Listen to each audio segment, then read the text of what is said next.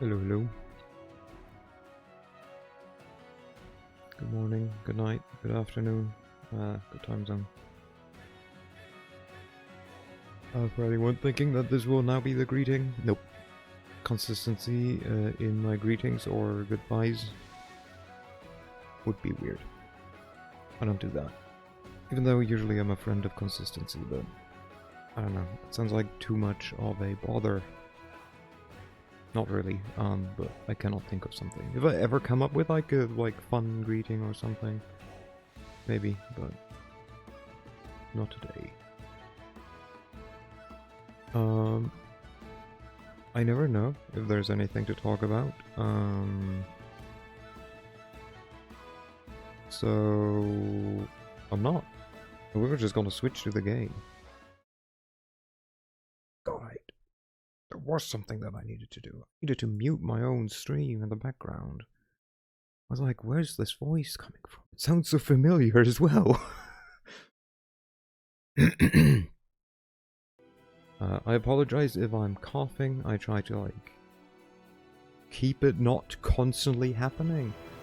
There might be something coming, or maybe it's just, I don't know, my body being like, hey, how about we are a bit weird right now.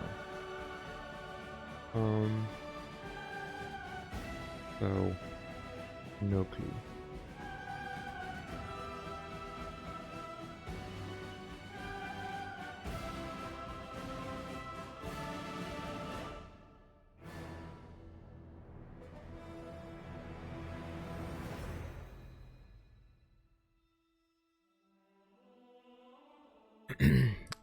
But let's just continue. I'm gonna instantly start with reading. I might have to leave soon to not leave.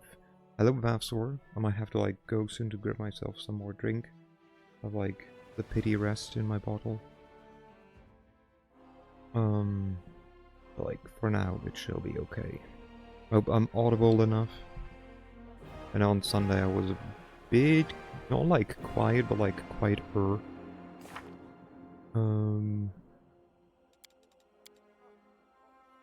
Oh my god, I forgot that we have to do this. Look at all these spell slots. Damn. Alright, okay. I see what's going on. How about we do one more of this, one more of this. We can put one more of this. Enlarge person. Get it. Already did. Hello Salo, hello Vassor. Hope you're having a great day. We don't really need Bomber's Eye, I think. Fire Belly, just in case, maybe. Just in case. And I hate that I want to scroll to switch the levels. But it's not happening. Okay, I mean...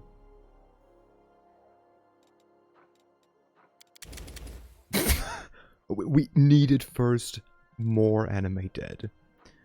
I think that everyone saw that one coming. Then we grab one of them, and we can probably do with one more lesser restoration. Could probably do with animal aspect, but nah. All the undead. We do not have 3rd level yet, we do not have 4th level, but we'll get there. He knows spells. You. Just more uses, so that's easy. You. More spells. Would you look at that? Okay, let's see, what does he get? So we give you one more grease, because grease is amazing. He has one that lasts, what? 6 hours? That's usually enough. So we're gonna keep that. He's a ray person, I guess, but also I feel everything ranged with him for the moment feels not worth it. Does he have shields? No. Now he does. Have one at least. We can give him his own Expedious Retreat, maybe, and I was thinking at least like one magic missile.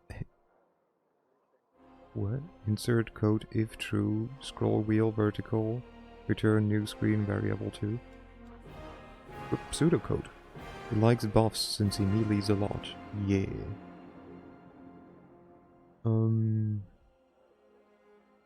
Could technically give him like Vanish or something, but Vanish means he also cannot move, I think. Oh no. 50?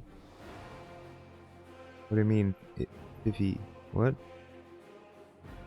I don't know what you mean, Salo.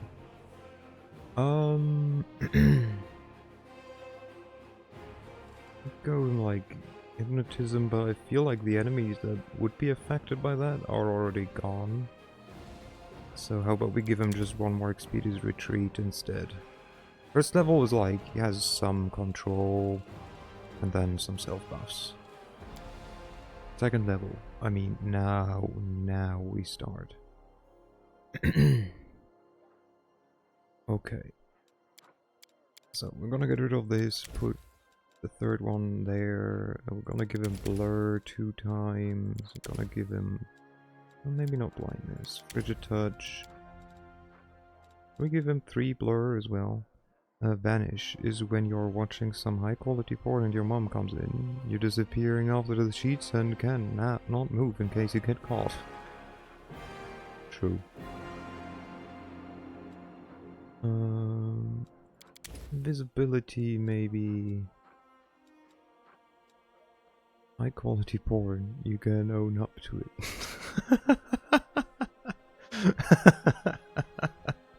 It's like, I don't know, but it's high quality, might as well, like, you know, be like, heck yeah, this is mine. Would it be lowest of the low, though?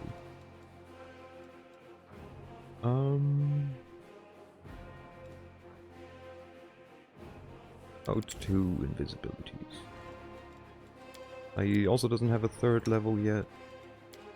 You just get more tries. You! Okay, there we go. She's illusion. You have to remember she's illusion. Meaning Vanish and Color Spray. Color Spray, I get. Okay, let's get rid of everything first. Okay. Okay, we do keep Color Spray, we give her one of that.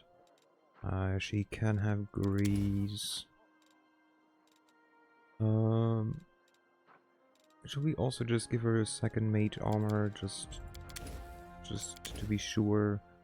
Give her a Grease, we give her another Color Spray. Give her a Vanish, just so she can, like, when in, like, in a tricky situation, she can, like, just poof. Do I want to give her another Grease? Maybe. Give her Summon Monster, but that's 1 dog for, like, what, 6 rounds? Not really worth it. We give her another Color Spray, but for that she needs to be relatively close.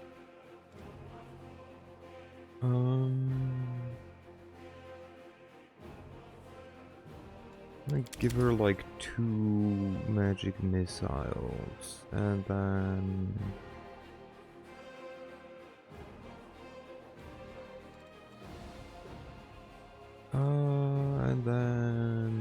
another Color Spray. Alright, here. I do agree with the mirror image. No, you already have 2. You get one of them as well. Also was trying to make a joke about you not being able to scroll through levels. I know. I know, I got that. It was good.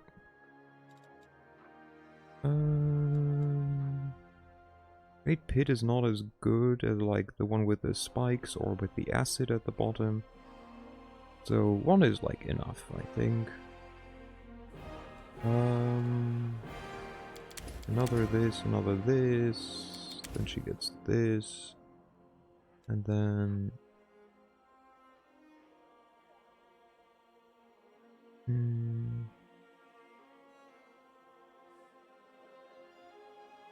So fun fact, I guess technically, with invisibility you could create a pit in front of an enemy and then just hope that they walk in it.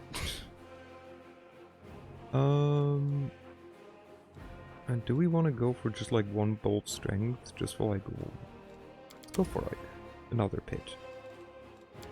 3rd level, now we're talking, okay. Get another displacement. Get like 1 more haste, 2 slow, and... Also was trying... No, never mind. I saw something move, but it was something else in like in the corner of my eye. I mean, I definitely know what my heart wants to, but... And that is even more. I've never tested if pit spells count as offensive actions. I mean, I'm going more based on the description of invisibility. So it's saying the spell ends if the subject attacks any creatures. They don't worry.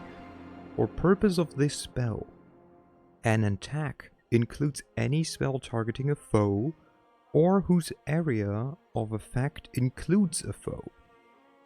So, meaning, if I cast Create Pit in front of an enemy and they walk into it, it shouldn't break in this.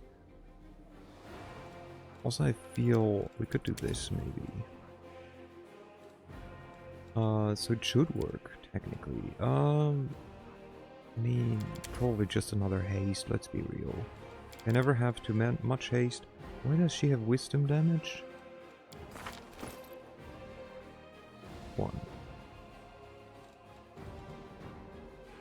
It's okay, we can fix that. You have 2nd level spells now.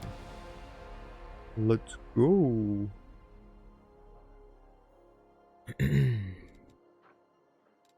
What do we give him? Aspect of the bear. No.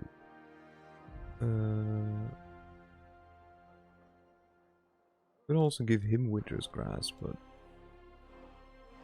not sure. Sickening Entanglement might also be nice. Natural Rhythm doesn't work too well. Hold up. Did you just read my message? See who wrote it. Understand I have no idea what the fuck I'm talking about. And continue reading? Yeah. Also, Salo, if you're okay with it, could I share your message from 3 days ago? The one where you just mashed up a whole bunch of lingo? Because I thought it was very nice. It was a very nice attempt. It almost made sense. Yeah, go for it? Okay, hold on a second. Wait, I need to mentally prepare for this.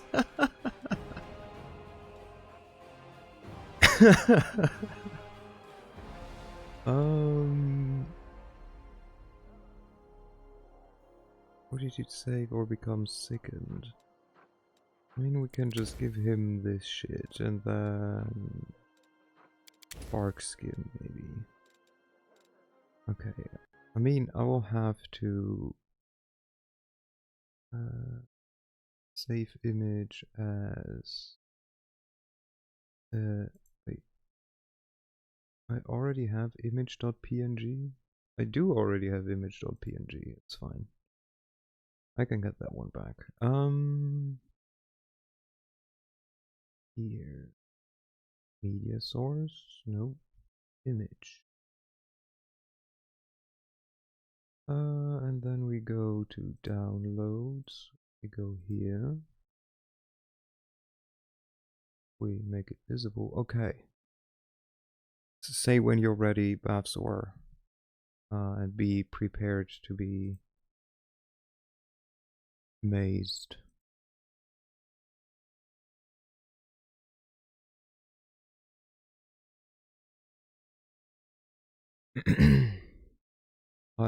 I'm as prepared as I'll ever be. Hit me. Okay, so let's get through. Like, let's go through this one like together, right? So, right. So we have Defo bought her a bonus action for her age. By the way, this is about. I think. Yeah, this was because I said it was my niece's birthday on Saturday. So this is about me just having said it's my niece's birthday. Defo bought her a bonus action for her age count, so she can UMD or UMD the add skill point hex scroll. To be clear, this is not AI generated, right? I do not know. Typically, this has needs a 2d6 roll of 11 or higher to successfully activate. But she has a trait of cackling, where she just YOLO screams at the dice, and those piss-weak cuboid objects re-roll into what she wants. Trait is only balanced by the need to long rest between usages though. But sleep is for the weak. Weak. So I guess if you sleep, it's for a whole week. It's the weekend now.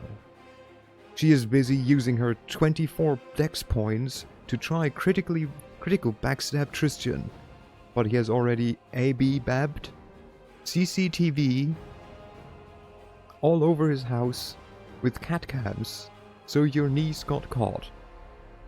You know, I don't think I ever fully read it while conscious. What the fuck? Salo, was this AI generated? Did you throw this into ChatGPT? Well, I will take this down because I feel like I'm getting an aneurysm reading this.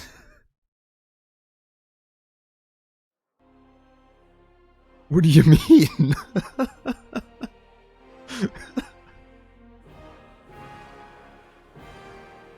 I mean exactly what I said.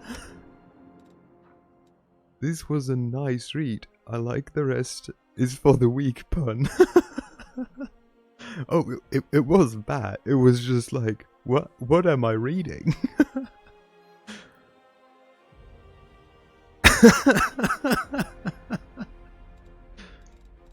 Ah, very good, very good. What did we give her? Huh? Thundering blows. Right, because we want her to like punch better, not do better. Spells. It was certainly like I still very much enjoyed it, but like parts of it is like, whew. Not quite sure what to think.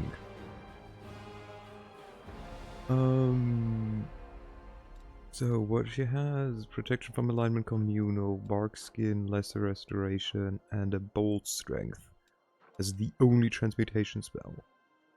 That, oh no, is the only spirit magic thing. How about we give her? She's also more of a like B4 buffer. We can give her Bear's Endurance. And here, not quite sure about that one. What's this? A natural leopard, which I love that it's a natural, you know, it's like homegrown, basically. A natural giant frog, or natural mites. I guess because at some point they become like angelic or some shit, but still very fun.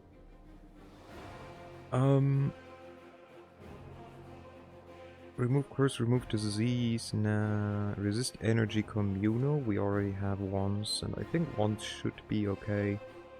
We have one delay poison communal. We could go with stuff like Call Lightning, just because. Or we go with Dispel Magic, because finally, we might be able to do that to enemies. Alternatively, I'm thinking Stinking Cloud, just because enemies suck, and I finally want to use it against them as well. But it might be more important to have Dispel Magic. Okay, thank you for coming to my TED Talk. You didn't get any more magic. That was it. That was not too bad. Let's save. And then let's talk to Queen Galfrey.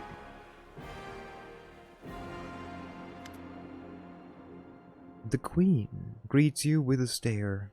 She has dropped the pompous air with which she just announced the Fifth Crusade. The face of the ruler of Mendef appears calm and thoughtful. She has made her move and now awaits her opponent's reply. Commander, I'm satisfied with the troop review, but I do not expect they will be sufficient for the task. You will have to prove yourself a shrewd leader and hire the necessary troops with the provided funds. She gets quickly to the point.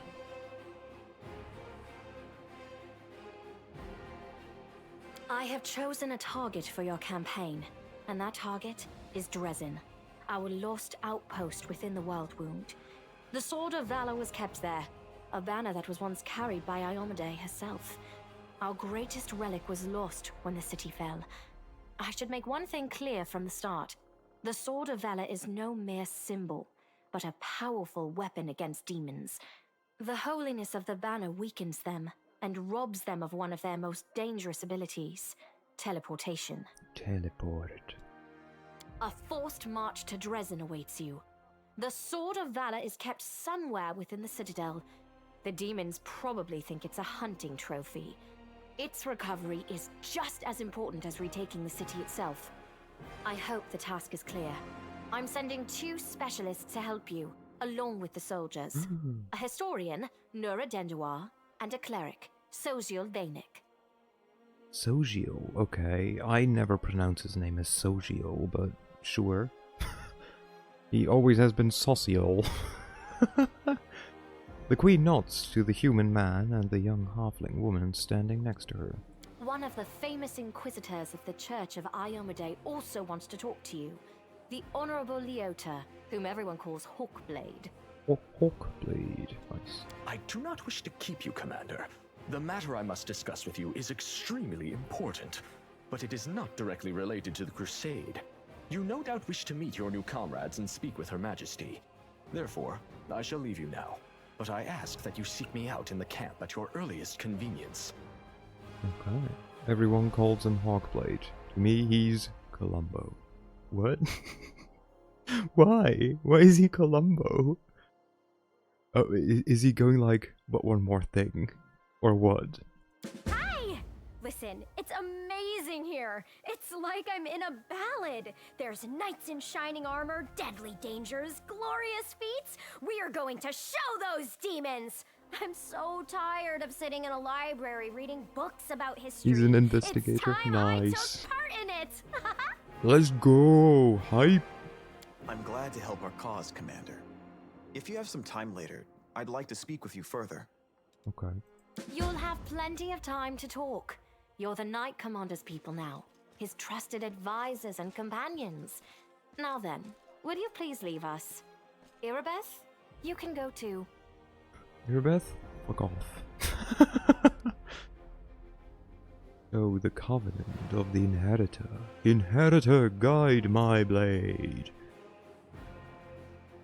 When we met at the Defender's Heart, I never imagined you'd make me the commander of the new crusade. I mean, to be fair, we are not really qualified for that, really.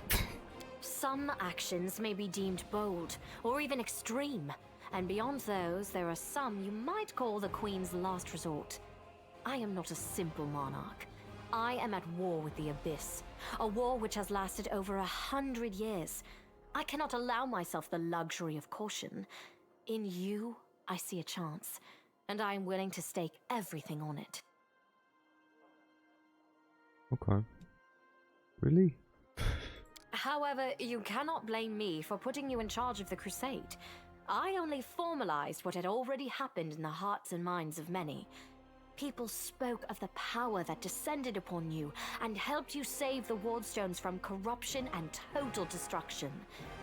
Word of this feat quickly spread far beyond the borders of Mendev. There was no other person who could better fit the role of Knight Commander of the Fifth Crusade. Okay, sure, I take the compliment. I have some questions about my mission to retake Dresden. Of course, I shall answer. Oh my god, I don't have to do the talking, let's go! How did the demon manage to conquer Dresden? That's a good question. Its walls were built by dwarf craftsmen, and the power of the Sword of Valor protected the city. Alas, where raging hordes failed, a single lying tongue was all they needed to succeed. The demoness Minago convinced a young and ambitious crusader named Staunton Vane that the banner belonged on the battlefield. He went on a daring and unapproved raid, and the banner ended up in the enemy's hands. The city fell soon after. Ever since then, for 7 decades, it has served as a citadel for the forces of the Abyss. Yay. Staunton Vane. I saw him at the Grey Garrison. He defected to the demon's side. Oh, really? I wasn't informed of this. After Dresden fell because of Staunton, he was nearly sentenced to death. He deserved it. In wartime, men are hanged for far less. But you have no idea what a terrible sight it is. A raging crowd of crusaders baying for blood. Never have my fighters looked so much like the demons we are fighting. That's her reason why she didn't sentence him to death? Really? I mean, what? I commuted Staunton's sentence and stripped him of his rank. Not just for him, but for my army and my country. We are not Hell Knights. We do not maintain discipline with public executions. What? It was a tough choice, I understand. No, I don't. You punished him with a life of disgrace and humiliation. And that life finally broke him. Sad, but not surprising. How's that the good answer? You should have exiled him, let him go wherever he wanted. That way, he would have either changed his life for the better or realized he had no one to blame but himself. You shouldn't have stayed the hand of justice. If he died, he wouldn't have betrayed you again now. He wouldn't be betraying you again now. I can't believe no one decided to punish him unofficially. The past isn't the past. What matters now is that he's fighting for the other side. I expect we'll meet him in Dresden. I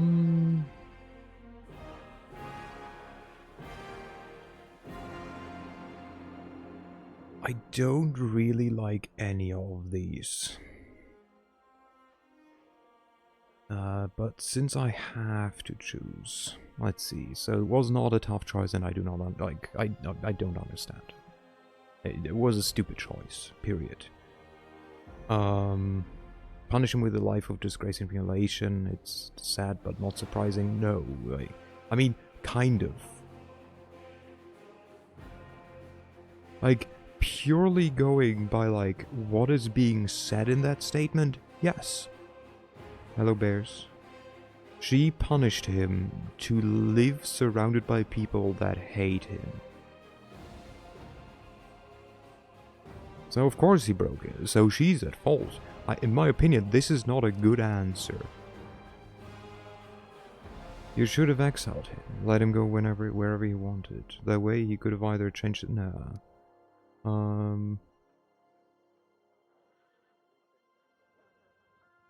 Almost.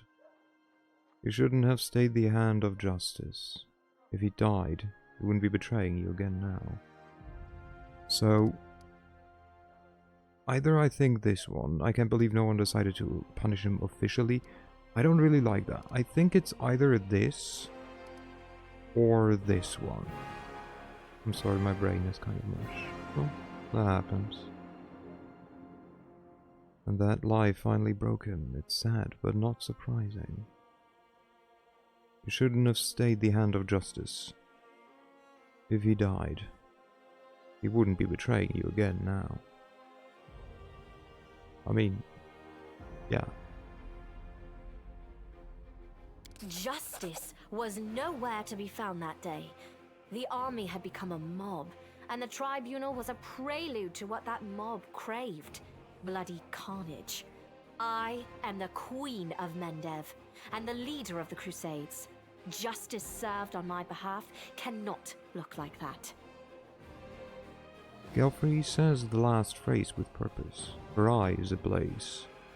Yeah, sorry, lady, that was still stupid. The circumstance might not have been right, but her decision was just plain stupid. What forces are at my disposal? Everyone we saw today at the parade. First among them, the Eagle Watch, who remain a powerful force thanks to Irabeth's resourcefulness.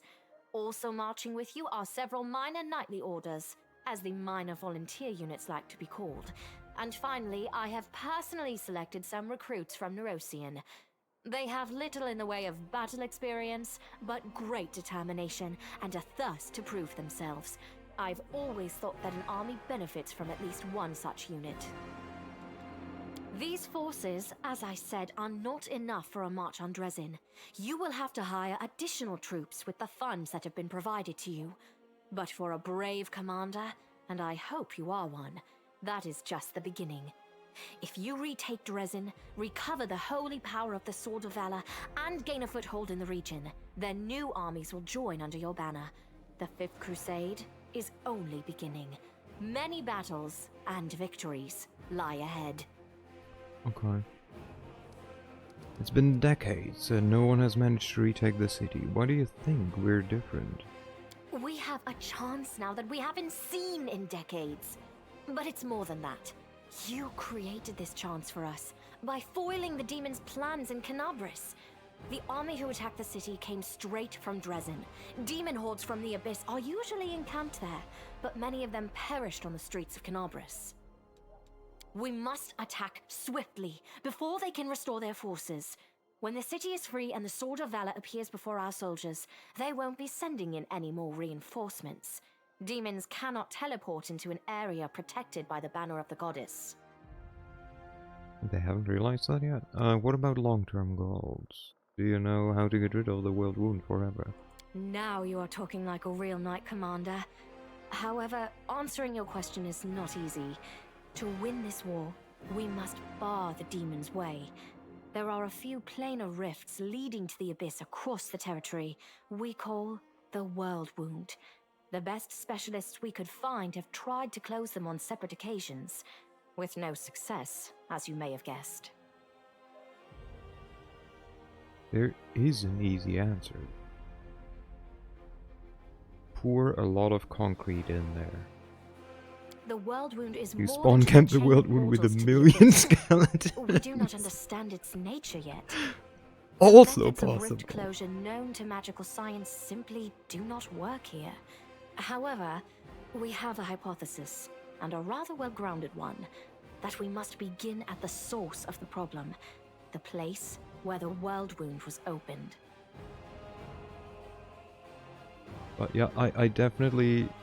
Also concrete, yes. Thinking like an engineer here. I do like your way of thinking though, Babsor. Let's just surround the world wound with like a million skeletons, and like whenever one of them dies, have someone resurrect another one. Or two. You know, that'll teach them. The main rift lies through the city of Iz and the Threshold Fortress, deep in the former lands of Socorus. We have never managed to fight our way so far and gain a foothold to allow the Magus to explore the origins of the World Wound. So, the next step, after you succeed in Dresden, is an offensive push deeper into the World Wound, with the aim of reaching Threshold, the very threshold of the Abyss. I have no more questions. Wonderful. Did you know that the souls of angels from heaven are confined in the Wardstones? I had guessed as much. Many angels fought alongside us in the First Crusade. Heaven was unable to mobilize its full might to aid us, but individual Celestials volunteered to fight for our cause. Then one day, they all vanished, saying that they were setting off on an important mission. Not long after, Iomede's herald erected the first wardstone in Canopris, and then the others in cities across Mendev. Even back then, I had nagging doubts, but my faith in Iomede easily assuaged them. It is for us to serve the goddess after all, not to question her works.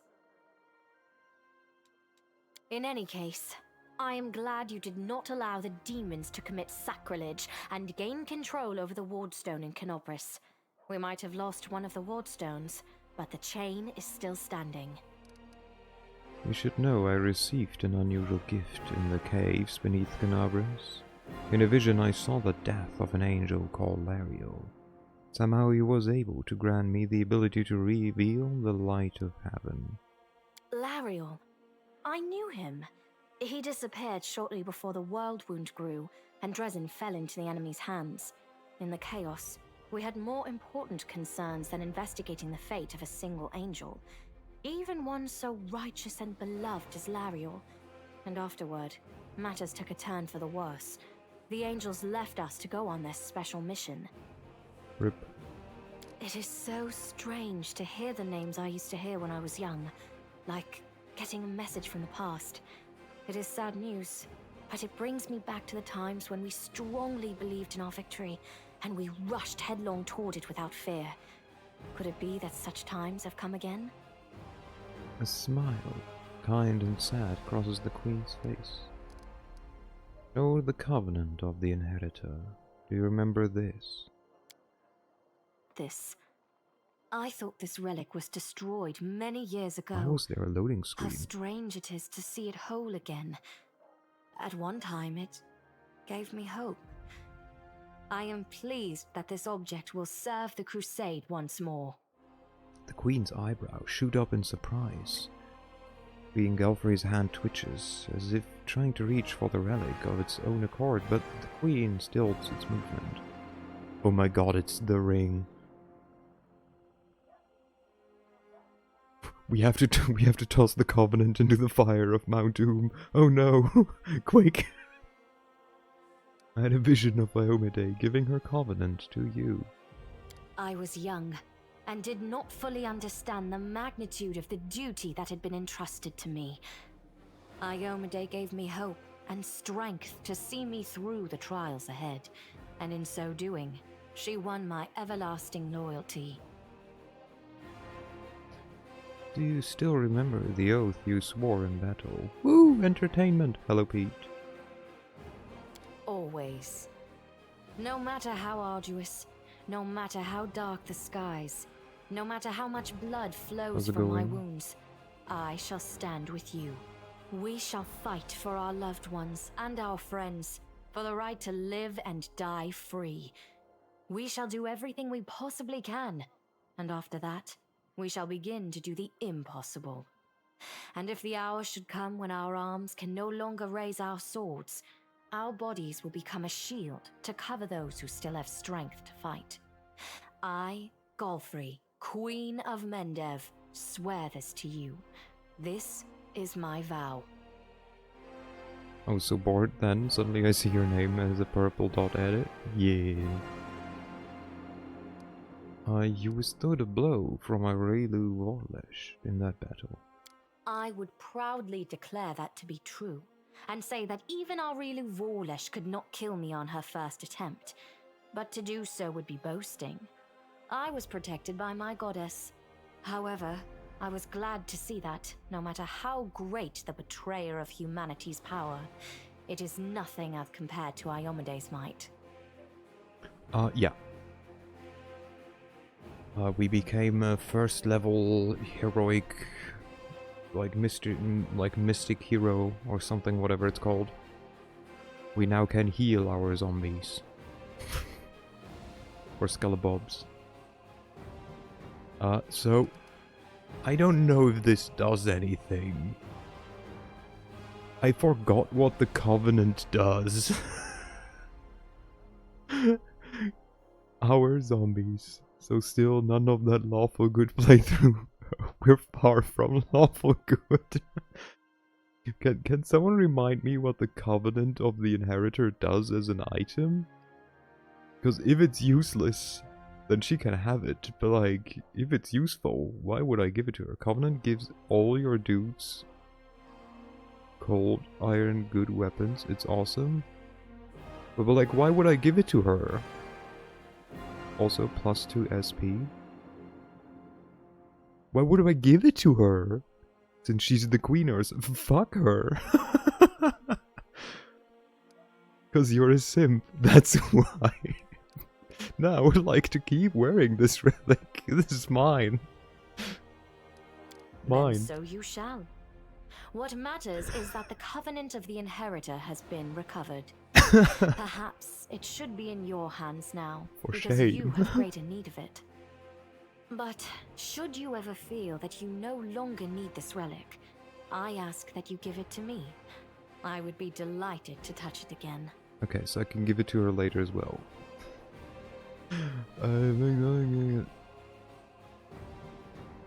Almost salary, like, you know, always with a... She wants the touch. Valid. I mean, it's basically the freaking ring. What are you doing to do now? Overlooking a spot of insubordination just at the moment. However, I shall answer you. I shall prepare the defenses at Nerosian and all the other border cities and plan the future of the Fifth Crusade. Does that satisfy your curiosity, Knight Commander? She's a 120-year-old paladin. Of course she wants the touch. Better bring bat swarm countermeasures, though. Damn. My queen, I'd ask you to remain with us.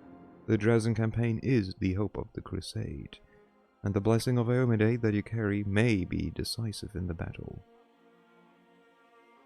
Or, does the Church of Eomede really spend so much effort prolonging your life, Queen, just so you can watch the battle from the rear? You're the living banner of the Crusades, and your duty is on the front lines. Like, is she human or elf or I don't know? No, she's a human.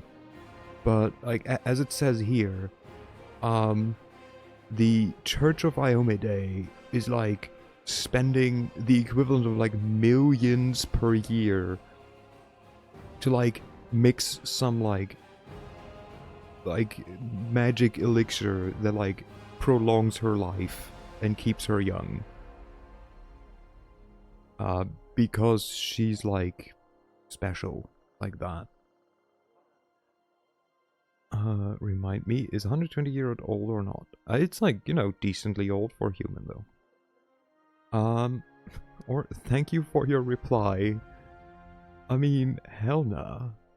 We're like also like human resources, right? Like, don't waste the fucking resources spent by the church just to like do stuff. We're gonna do like a bit of lawful. Like we're mixing everything. Good evening, bitches. Hello, Dino. Hello, hello. Does the Church of Eomede really spend so much effort prolonging your life, Queen, or just so you can watch the battle from the rear? Wait, I'm a mod. I can use the word bitches. Yeah, of course. You're the living banner of the Crusades, and your duty is on the front lines. It's been a long time since anyone tried to talk to me quite like that. Like an interrogator at a trial. The Queen seems astonished, but not outraged. She fixes her piercing eyes on you. And as a good evening to you too. Should I tell the Imperium of Man that they spend millions of souls each day to keep their Emperor alive, and then they forget the youth part, so he's a 1,000-plus-year-old corpse? Bitches. Easy. I don't know if you realize what you're suggesting. If our enemies in the depths of the wound were to discover that I was with your army, they would immediately send their most vicious demons to attack. They would stop at nothing to be rid of me, and thereby sow chaos across Mendev. That sounds like a reverse lolly. The Emperor of Man. The Emperor of the Imperium of Man as a reverse lolly. That's probably the first he was called that. Damn. But you are right. I shouldn't be I sitting it have out zero in the rear. context for I this. am a warrior queen and a queen of warriors. Yet my fighters have forgotten what I look like. Fine.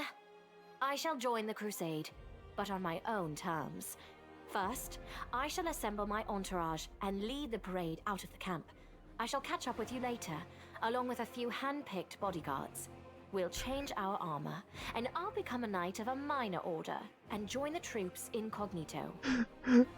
Keep bringing it up. I do enjoy the sight of enraged Warhammer nerds. Heck yeah, Bazor. Also, yeah, it is technically right. Thank you, Salo, for the gift. Also, everything is heresy. Everything is a heresy. Thank you twice, Salo. Thank you. Stop wasting your money. Bad. Don't make me get the spray bottle. I'm into 40k mainly to be dramatic about it. But yeah, Dino, to like do the very short version, for some reason, for some reason in Warhammer, the humans, the you know, Emperor of Man, Empire of Man, decide to make their Emperor, immortal, but also he keeps aging. So he's like a living corpse hanging on like tubes, being fed souls to kept being alive. And you know, is he a dad or is he a dilf? He's like mega capital G Jilf, if anything. Or GD Jadilf? I don't know what like granddad. No, Urs. The Emperor of Man is a dad. The rules are real. He's way into Dilf territory, immortal but keeps aging. He's a mega capital G. So there are no grandchildren. Thus, he's no Jew. Fair. Until we approach Dresden, no one should know I am among you. He's But just before we still. storm the city, Fair, I shall he show does have myself children. to the troops and join the battle. Let it be a surprise for the demons. I hope you won't complain of my company on the road, Commander, since you were the one who insisted upon it. Do you have any other questions? I mean, it's not him who should level up his game, it's his children who, like, instead do other weird shit. Kinda hard. He's a corpse chained to the Golden Throne. The task is clear. Splendid. Ah, yes. We have one final matter to attend to. It should be rather enjoyable. A victory kiss. Nah, just kidding. Count, there you are. You received my instruction? Oh, yeah, that's fun. He's dehydrating Ganondorf. If he is Emperor, he has the power to command people around to fuck, right? Surely there is some mind control fuck. Oh, he's... I don't even know if he's conscious.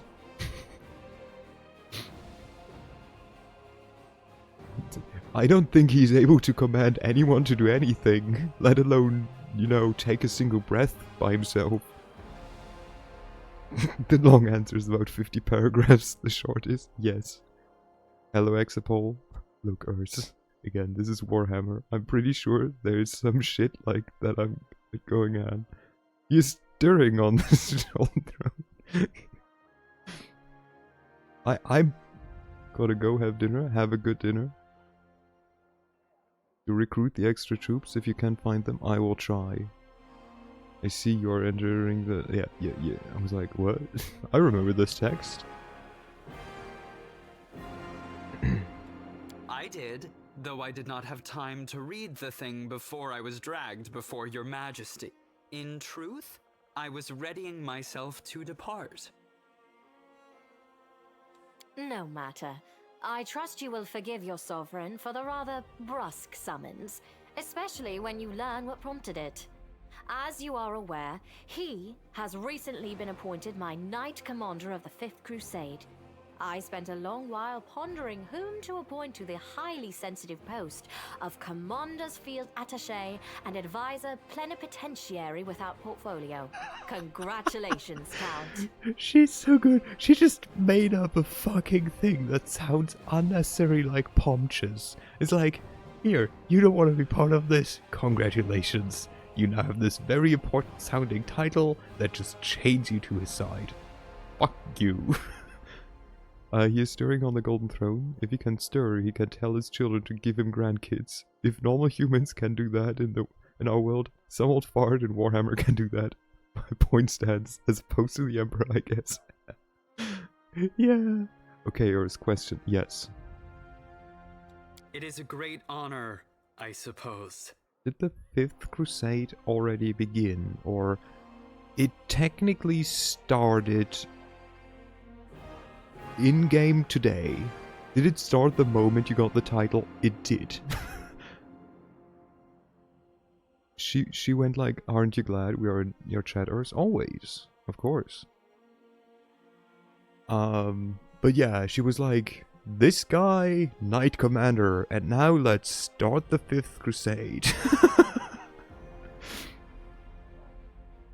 She gave you a boy toy. She did give me a boy toy. Darren's cool expression wavers, but he seems not to be fully cognizant of what is happening. That, or he is holding himself tightly in check. A rather frivolous gesture for a queen. What a wonderful gesture, your majesty. I imagine our dear count would have been inconsolable if you hadn't given him the chance to serve the common cause. I've no need for this, advisor. Wunderbar. I want that twink obliterated. I'm working under a 120-year-old church queen nurse. I knew you would approve, Commander. I mean, he's her, like, cousin multiple times removed or something. And he's an Asimar, she's just human. But he's like very rich fuckboy, basically. Sweet home Alabama. No. They're like, they don't have anything between them. More like a hate relationship. There's no love in between. It's a hate relationship, kind of. They just like, they only fuck with each other in a like pure mean sense, not in the like literal sense. Cousin is a relative term. Oh, I mean, they're not direct cousins. Like, the queen bestows a smile on you, then brings her gaze to rest on Darren once more. I had my Oh, then, doubts it's about very- whether I you mean, were of ready for course. such a responsibility, Count. But your conduct in Kenobris has put my mind at ease. So, you will travel with the troops to Dresden. Only the commander may remove you from your post. But I trust that you will dutifully fulfill his orders and make a good showing of yourself. I mean, to be fair, like, at least in Germany, from my knowledge, even cousins, like, just straight up cousins are fair game. Like, by law, you're far enough blood related, like, your blood relationship is far enough removed to, like, you know, no concern apparently for, like, the state. Which is like, I would still feel weird doing anything with my cousin. I thought, I'm gonna be honest, maybe, possibly, I'm not keeping up with, like, if I can fuck my cousin or not. Nothing proves your argument like having it's not illegal as the main reason.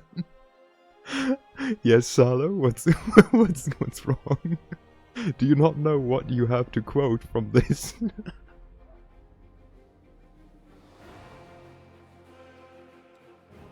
Especially since word of your appointment, Count, will reach the court at any moment. All of Mendev's Hi, nobility Salo. will be following your successes in service to the nation, including all of your devoted admirers. I even heard that one bard with whom you are particularly friendly has already begun composing a ballad to honor your heroic participation in the crusade and your faithful service to the commander here. Your largesse truly knows no bounds, dear cousin. I am most gratified by the honor you have shown me. First, you know the queen just wants... Ah, this is shit.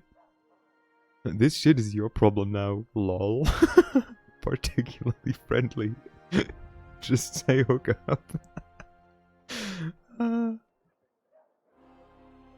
Also, yep. The Count offers a bow, either as a sign of respect or in order to hide his flushed face. Only the barest quaver can be heard in his voice. That's not straight. Darren has green cat eyes.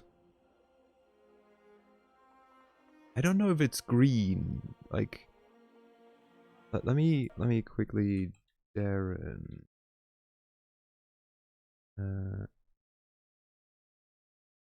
Darren not build Pathfinder. If there's a bigger picture of his, he has like yellow eyes. I think they're more yellow. He's quivering. Gay. I mean, I think he's not gay. He would probably fuck anything that moves. Like, if we're gonna be honest. Well, duh, he's an elf, he's an Aasimar. That's why he has a halo behind him. Oh. So he does not have standard. He does have standards. Just, you know, if he likes it, he would probably fuck it. He's an elf visor to the queen. Then let's get going. Halo May isn't the our straight Yomade flag help either. us. Alright, nice. And we get to meet our new friends, talk with people for real now. Nevia, what are you doing here? But yeah, let's do a quick run through. We got new people. Why do we have wisdom damage? I have standards. The standard? Yes. Okay, so this is us. This is me. I'm currently, you know, like, walking around in the true neutral territory. Because morals are, I'm not keeping up whether I can fuck my cousin or not. You got there, Salo. Because, you know, morally ambiguity is nice. And indeed, we are a reanimator. We're an alchemist who decided to, you know what would be fun? If I become a necromancer. I never thought I would type that here. Meaning our bombs are a bit less effective, but in exchange our skelebobs, that just can't speak. Instead they're better. Like in my days we called it grave robbing. No, it's repurposing. We are, where is it? Where is it? Not class. Biography? Nope. Abilities? Nope. Summary? Where the fuck is it? Class? Maybe? Somewhere? I'm a healer. I'm a former healer who, in my mind, got maybe kicked out because he started doing experimenting on, you know, the patients and people who died just recently. And people didn't like that, weirdly enough. Former healer. Ah, yes. Listen, there's a reason. The good old Hippocratic Oath. Listen, his god is the god of knowledge and magic, but also the one who's kind of torn between destroying the world with one hand and saving it with the other. Just saying, it's a give and take, you know? Sometimes you gotta destroy to fix or something. Kinda makes sense, right? We're very smart. We have, like, you know, normally 12 wisdom. Me, whenever I make breakfast. Gotta break an egg to make a breakfast. We just got him. We don't know anything about him yet. So, I don't know. He's a cleric. Of Jelen. The goddess of beauty, basically. Art, beauty, and love. His name's Sausage. I keep reading it as saucy also. Hippocratic suggestion, more like. But yeah, he's like one of the many healers that we get. But he's like good and luck domain, which I don't know what the luck domain does. Good is just you can touch someone and their weapon deals. He's not the heal slut. No, no, no, no, no. You're not even getting this right. He's not the heal slut. We do have a different heal slut dino. Let me introduce you. Darren, our heal slut. He looks like one. This is our heal slut. He's an oracle. And he is... Yeah, okay, he looks more like a heal slut, I agree. He is legit all healing. His healing is better. He gets free heal spells. This is our heal slut. He gets like channel. He gets like selective channel so he doesn't heal the enemy by accident. He gets extra channels. Imagine lying there bleeding out. And he's an atheist, probably just because he can. Fun fact, his thing is he has more initiative, but in the first turn, he moves very slow and is staggered. And he can either move or act. He can do both. And then that twink shows up. Yep. And something that looks like a Victorian novel crossed with a cat goes like... But yeah, he's I think probably more closer to like a buffer kind of front, like medium line damage dealer. Wait, why do you not have this shit yet? There we go. And we can give him this. There we go. Okay, perfect. But yeah, he's, you know, he's a cleric, he runs around, he does cleric stuff, which apparently is like a lot of buffing, dispelling, more buffing, I guess. Why does he have Oracle's Burden? So why does he have like 3 times less restoration? Jesus Christ. How about we give you at least like this, maybe? Wait. Protection from evil communal. Sure, that's at least useful. Yeah, he's very much a buffer. True Strike, might as well. Bless. Unbreakable Heart, no. Get Divine Favor twice. Does this game has concentration? No. No concentration. Which is why being a buffer or control mage or any kind of control-y is actually amazing.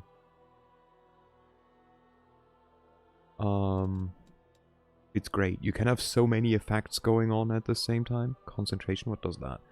Okay, so in 5th edition D&D, they I don't know if it was in 4th edition, but they introduced a mechanic called concentration. That is, if you have certain spells that have a duration, and it's like 90% or some 4th edition don't existers. Listen, I've heard that people like some people like 4th edition, so I'm not gonna like trash talk it before I haven't played it. Welcome back, Bavsor. Where like 90% of spells that have a longer duration than basically instant you need to concentrate actively on them to keep them up. So if you, for example, use the Bless spell in 5th edition D&D, you would need to concentrate on it for the full minute for it to keep its effect for a full minute. If you wanted to cast another spell with concentration, you would first need to drop Bless. If you're being hit in combat, you need to concentrate. You need to do a Constitution saving throw to be able to keep up the concentration on the spell. You also cannot go unconscious. You cannot fall asleep. There's like, and this means that you cannot have a lot of effects going on. every character can has usually one effect going on, unless you're a cleric. They have like some spells that weirdly enough are not concentration, even though, let's be fair, they should. Sounds like a hassle, not gonna lie. It is. It's, I guess, to make combat easier, because you, like, do not need to keep track of so many active things. But in exchange, you need to keep like, a counter up that, like, counts down, like, how long your concentration lasts. And also, every time the person that is concentrating, you need to keep asking them, like, can you make me a constitution saving throw, please? You're being hit. Oh, well, yes, you saved. Congratulations. It's stupid. But I guess it might make things easier? Question mark. The only spells at the top of my mind that doesn't have concentrations are mage armor and such. The cleric weapon spell isn't also, I think, mirror image doesn't have concentration, I think.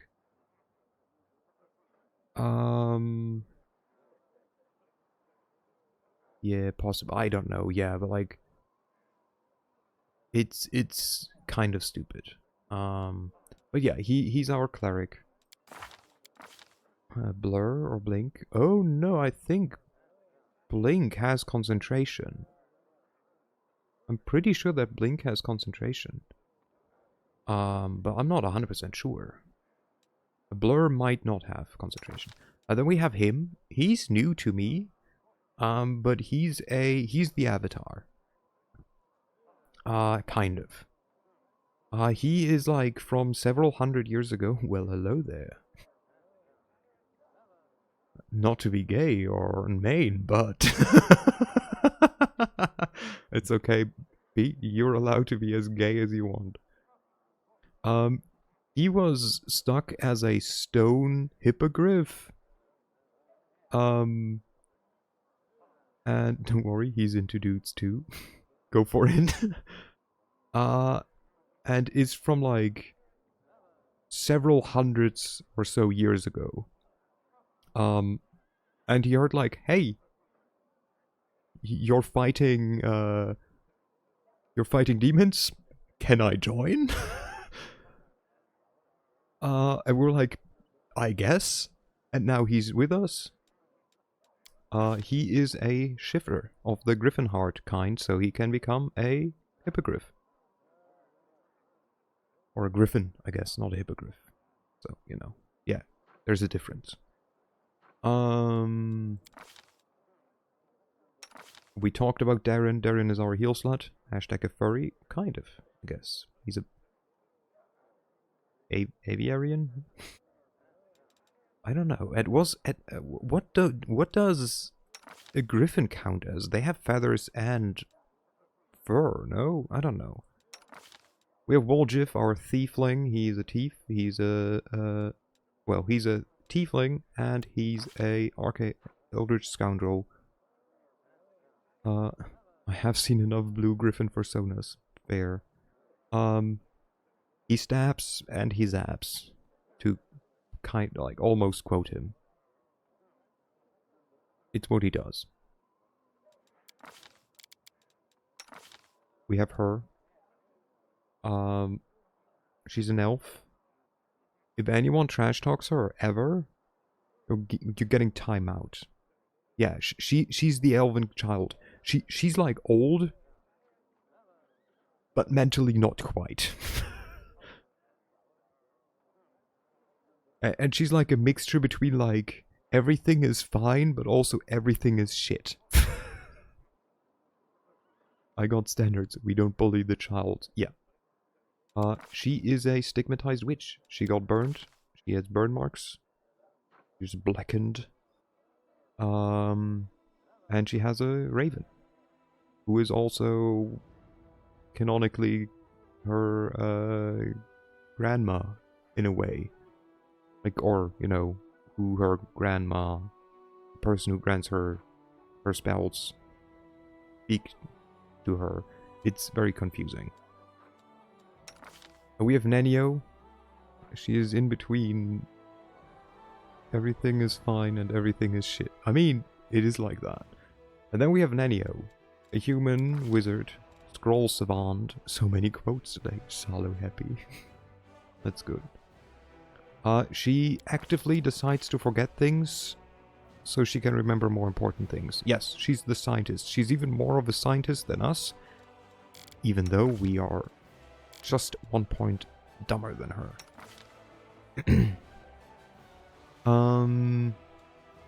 She's an illusionist. And she runs around with us because she can. Also, we follow the same god. Let's go. I mean, she's a scientist, and you just desecrate bodies. I don't see the similarities. Imagine being dumber than the NPC. Couldn't be Quadbeard. Quadbeard was stupid. I needed to remake Quadbeard so that he can learn how to, like, trip someone. Lan, he's half lizard, half man. He's a so-called mongrel. He's the first and probably, like, nah, he's not gonna be the only multi-classer. But this is Pathfinder, where, like, multi-classing is, like, better. Half furry. He's a scaly, excuse you. Get it right. Who's Quadbeard again? My Inquisitor from the Kingmaker game. Who was a dwarf with, on the picture, 4 beards, hence Quadbeard. He's a monk druid. Druid mainly because he gets buff spells and also an animal. And the Drovier because that means he can buff his allies. The main reason is these were his starting stats. He started with 2 17s, an 18, 12, 11, and a 9. They just went like, how about he's not balanced at all when they made him?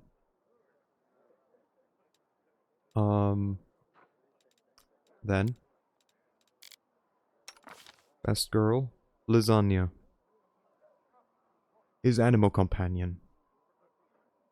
A monitor lizard, aggressor, meaning when the first attack hits. I love her. Right, Lasagna is the best. When the first attack hits, they bleed. It's just free damage. Best child. That tongue though. I mean. Us. I don't know. She'll grow bigger. And the fun fact is, we can equip items on her. So for now, she has braces of armor. An amulet of devouring, which give her a great sword. I can't. That would be funny though. I can give her barding though, if I give her a feat. She has an amulet that gives her temporary hit points when she kills someone with a natural attack. And heavy paws, which are like knee pads, which is the funniest shit. That deal extra damage on a crit.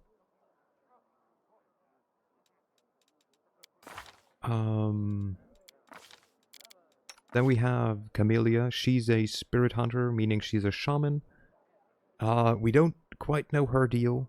You got a lizard and gave her brass knuckles. Perfect. Yep. Her alignment is currently undetectable because that's what her amulet does. We cannot take it off. She's kind of a like stabby person. She's like a noble, she's very high and mighty, and then we enter combat and she becomes kind of a psychopath. She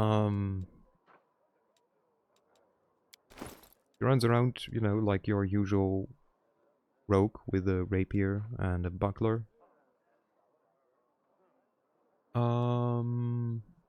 That's about it with her. We can do some spells. And then we have Sela, our paladin. Okay, I want to question that kinda. There was I already forgot what I said. Again, our paladin, if she could, she would be chaotic good 100%. I'm pretty sure. She's a party paladin basically. And what does she do? She does the bonk. Like, I mean, she does the bonk and she does the tank. In fact, she has only 3 more AC than her, and she's wearing a full plate, a half plate. Is there anything with her that makes her different from every other paladin? Yeah, she drinks, she parties. She was a former rogue. She likes to dance on tables. Here, wait. There, she has the background pickpocket. Which is, I think, why... No, I didn't put points yet into trickery, but, you know, I was close to doing it. This sounds like it's against at least 3 oaths. Well, you know, it was before she became a paladin, but also, again, if she could be not lawful good, she would be chaotic good. But yeah, that's our current people. Let's see what Anevia wants to say. Hello. Anevia sweeps an inquisitive glance over you. So, tell me straight, how'd that brawl at the Grey Garrison end? I heard the rumors, of course. That's kind of my job, you know, to listen. You've got no idea what cobblers the Crusaders say about you. Some say that Iomide came to you and appointed you her herald. Others say you died and an honest-to-God's angel is now leading the army disguised as you. Still others say it was just an explosion at an alchemist lab, and I'm the one spreading rumors about your powers. I wish. But, you know, you really have changed since the Grey Garrison. It's hard to describe, but you've become kinda... Anivia waves her hand, trying to find the word. Stronger, more charismatic, more stately, smarter, more dangerous, smarter, more dangerous. I don't know. Which option did I go for? More dangerous. I have a gut instinct about these things. If I didn't, I'd already be dead. You're dangerous, Commander. And by Desna, I hope you'll be dangerous to our enemies and not to us. Or to yourself. It was right, too. Yeah. I have to go. Alright, you watch yourself now. Oh, if only she knows that I'm contemplating the lich-like path, the one where if I murder my companions, I can then revive them into loyal undead minions. As it should be. Social sausage hangs around here. Hello there. Oh, more loot. Hello. Hello again. I'm very pleased to meet you. Thank you for taking the time to talk to me. Murder companions? I'm interested. A young cleric stands before an easel, his brush hovering over the canvas without touching it. Instead of painting, the young man absent-mindedly gazes off at the sky of Canabras, which is still streaked with towering plumes of black smoke. Finally, he notices you and smiles, shaking off his stupor.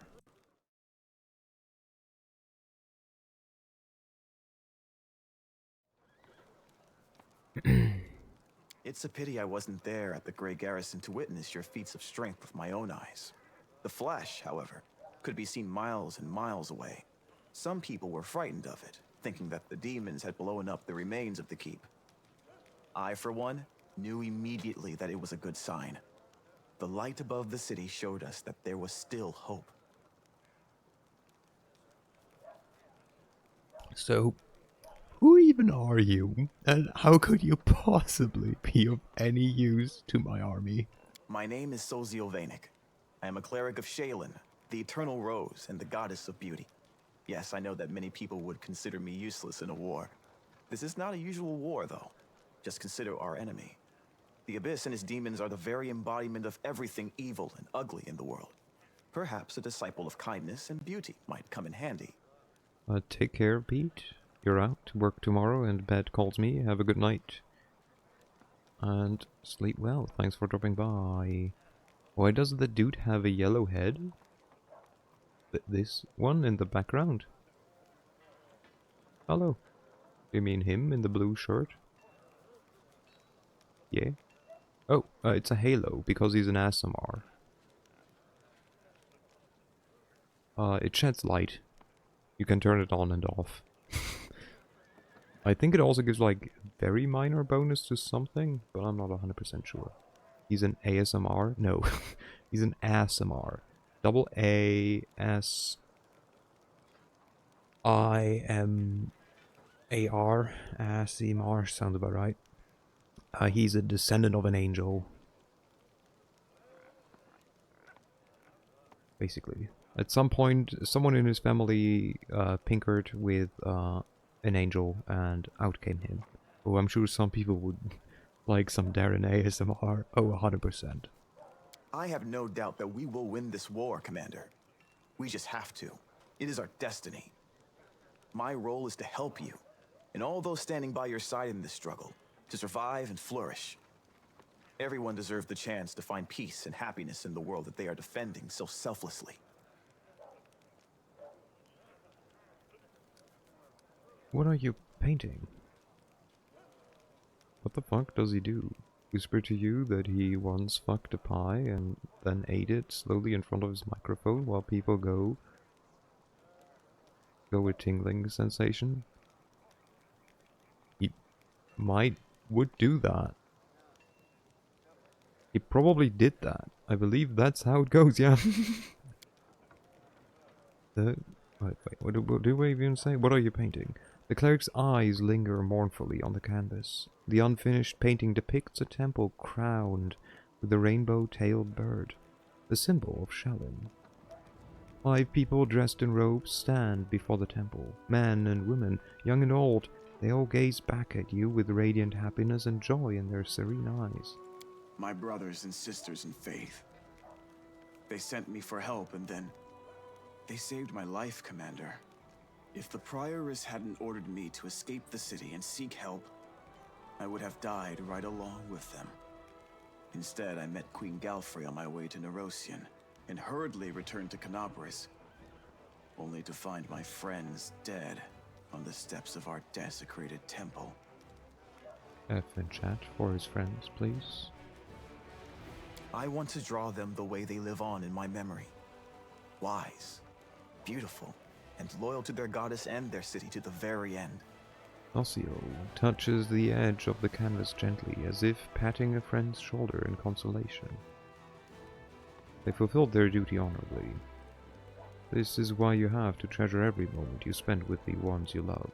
Today you're together, but you know what tomorrow may bring. I hope you'll last longer than your brethren when the real battle begins.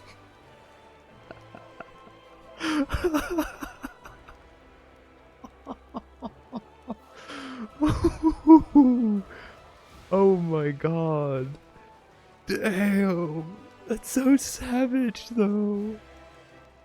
Oh my god, I feel bad for even thinking that. I would kind of like to say that to him. Oh, we can say nothing. Brutal savage wrecked. You know, even the lawful one is kind of shitty. The chaotic one, you know, is like hope-bringing and nice.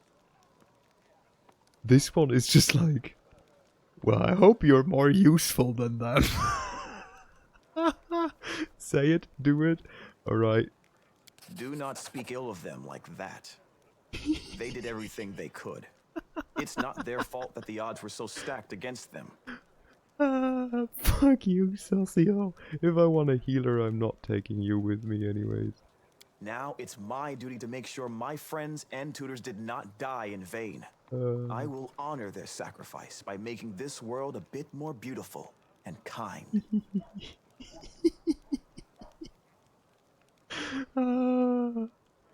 It feels so bad, but it feels so good. Oh my god. What make an artist enlist in the army? Perhaps I am a true artist. or simply an amateur who defaces canvases in my spare time. My goddess is a patron of art, so painting is part of my prayer, and I put all my heart into my pieces. But I am a cleric above all else, so I must also tend to others. Damn, Bathor better start learning sculpting bones, buddy. We can corrupt him, we can still make him into a necromancer. It's fine. I went to war because here's where I'm most needed. Sure, I could be painting idyllic landscapes and offering empty prayers to my goddess, but that won't stop people from dying. My goddess has no tolerance for false piety. You wanted to discuss something with me, right? God, that one fucking killed me, Bathor. Better start learning sculpting bones, buddy. Damn. Yes, I have a personal request. Before we undertake our journey and leave Canabras behind, I would like to visit Martyr Zacharias' cemetery for a funeral. It's not far from here, and it's important. I would like to pay my respects to my friends from the Temple of Shaylin who died defending the faith. Shaylin? Also, if it's not too much trouble, I would like you to come with me to honor their memory. Their friends and family will be at the funeral, and perhaps the commander's personal presence will bring them comfort. Shaylin? Mate, do you not know your own goddess's name? Why is because it's Shaylin, not Shaylin. There's no Y or I after the E. Where does the A come from? It's Shellin. No? Or Sheelin. But not Shaylin. Unless this is like, you know, the good old, like, freaking, Irish thing where you, like, write down some shit and you're like, well, I mashed my keyboard on the fucking, I mashed my head on the fucking keyboard, but it's pronounced Jeff. Or, this is Bob. Dude is probably German, can't speak English. What the fuck? Owlcat couldn't afford to have the VA do another take, okay. Yeah. Owlcat definitely didn't have any money at that point. I know that you are burdened by many cares right now, so I understand if you can't find the time. But if you could, I would be sincerely grateful. Also, did you just give me XP just from talking with him? Nice. It was nice meeting you. Now I have to go. You must be rather busy indeed. Leading a crusade all by yourself is no joke. I still believe that you are up to the task. This war has been raging for 100 years, but you've given us a chance at victory. That one was for all the British accents. There are a lot of British accents, right? There are so many of them. Okay, let's see. Who do we want to talk with? Do we want to talk with Darren and be like, hey, how'd you like your new position, mate? There you are. And people say that you are deliberately trying Queen Gelfrey's patience. Is that true? Does it even matter? All of Mendavian's high society has declared war on me. They either despise me or they're trying to steer me back onto the right path. And I'm doing everything in my power to keep them on their toes. I relish the prospect of all the fun this mess in Canabras will bring. Darren grins from year to year. I shall either commission a song about the great Canabras fiasco from a certain talented bard, or confuse the jewelers with a rather tall order, a batch of silver dragon toys with detachable heads. Give me a week, and we'll be in every shop in the capital.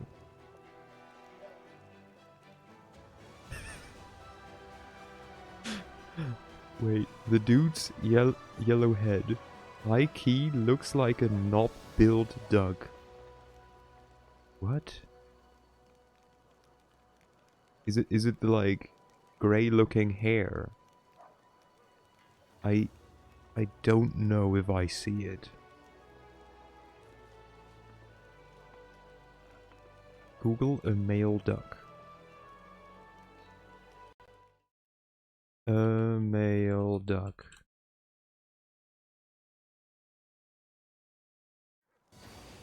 I'm looking at his head. I do not see it. I mean, I knew how a male duck looked like.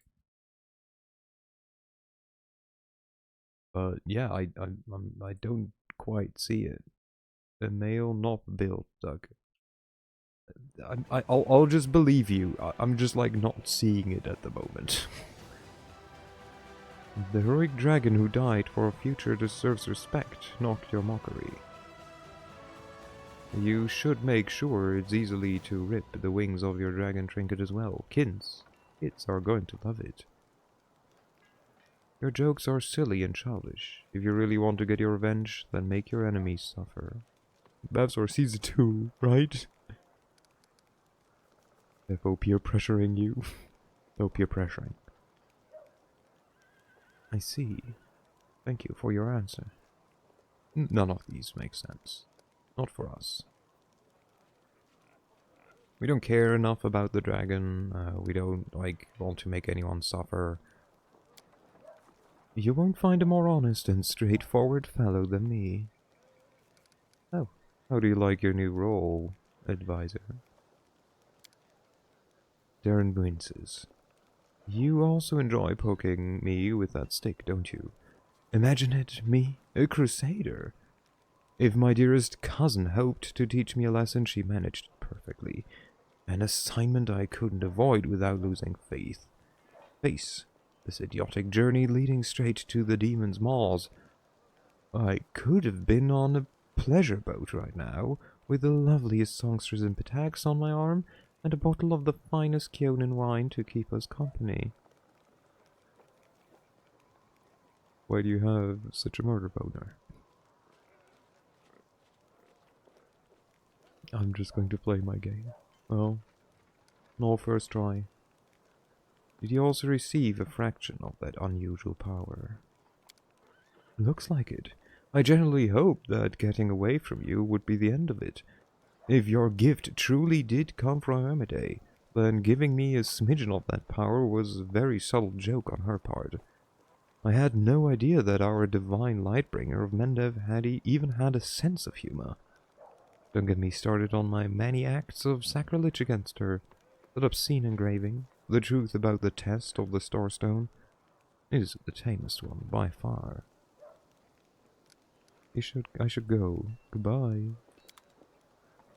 Okay, there's a tent here. Let's go in. Who's here? More loot. They restocked. Nice. Ooh. Glowing croissant. I hope you're proud of me, how I pronounce croissant. Bassor?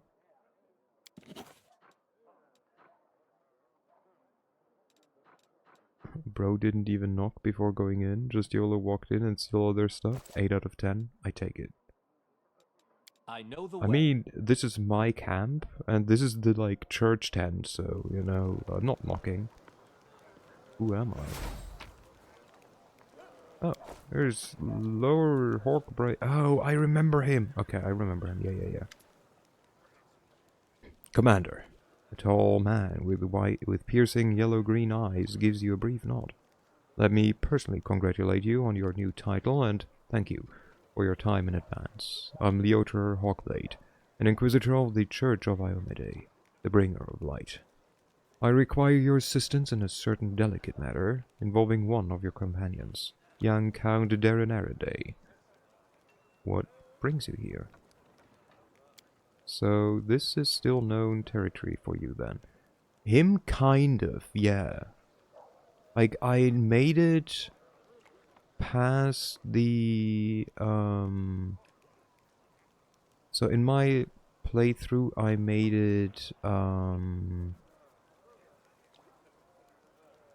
made it definitely into Dresden. I think I took over Dresden.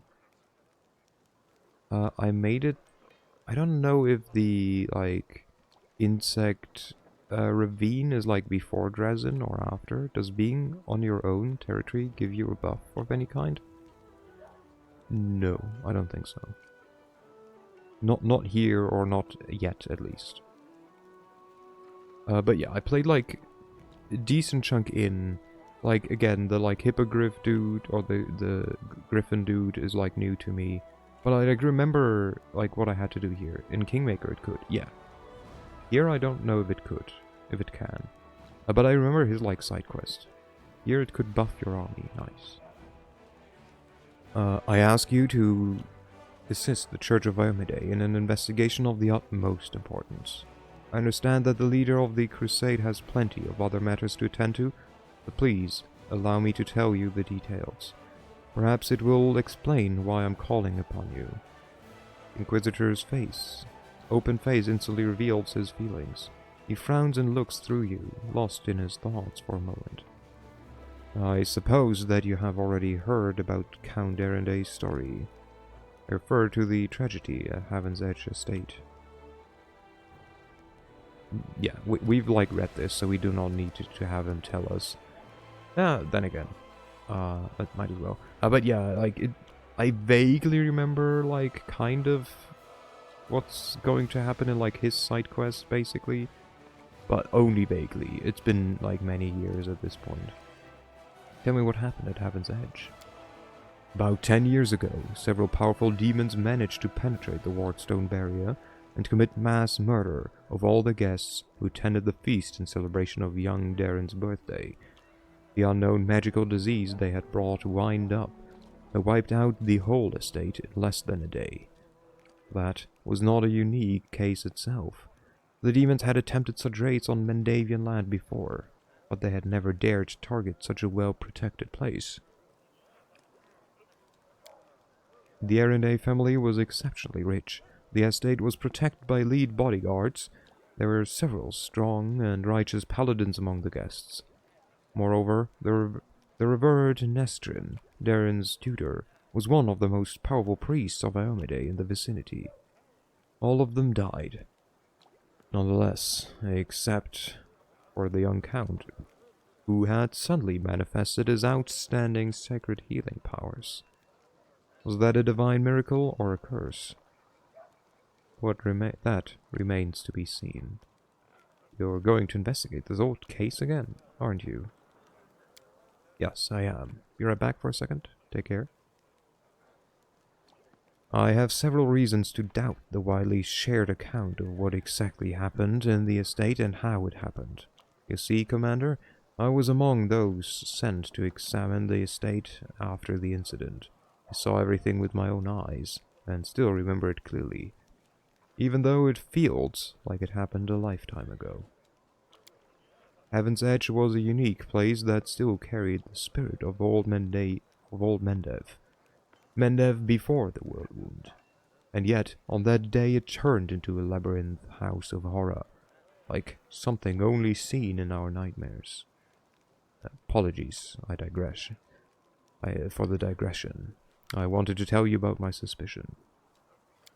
Everything about the incident seems odd. Why was the only person left alive a young boy with a newfound talent for divine magic?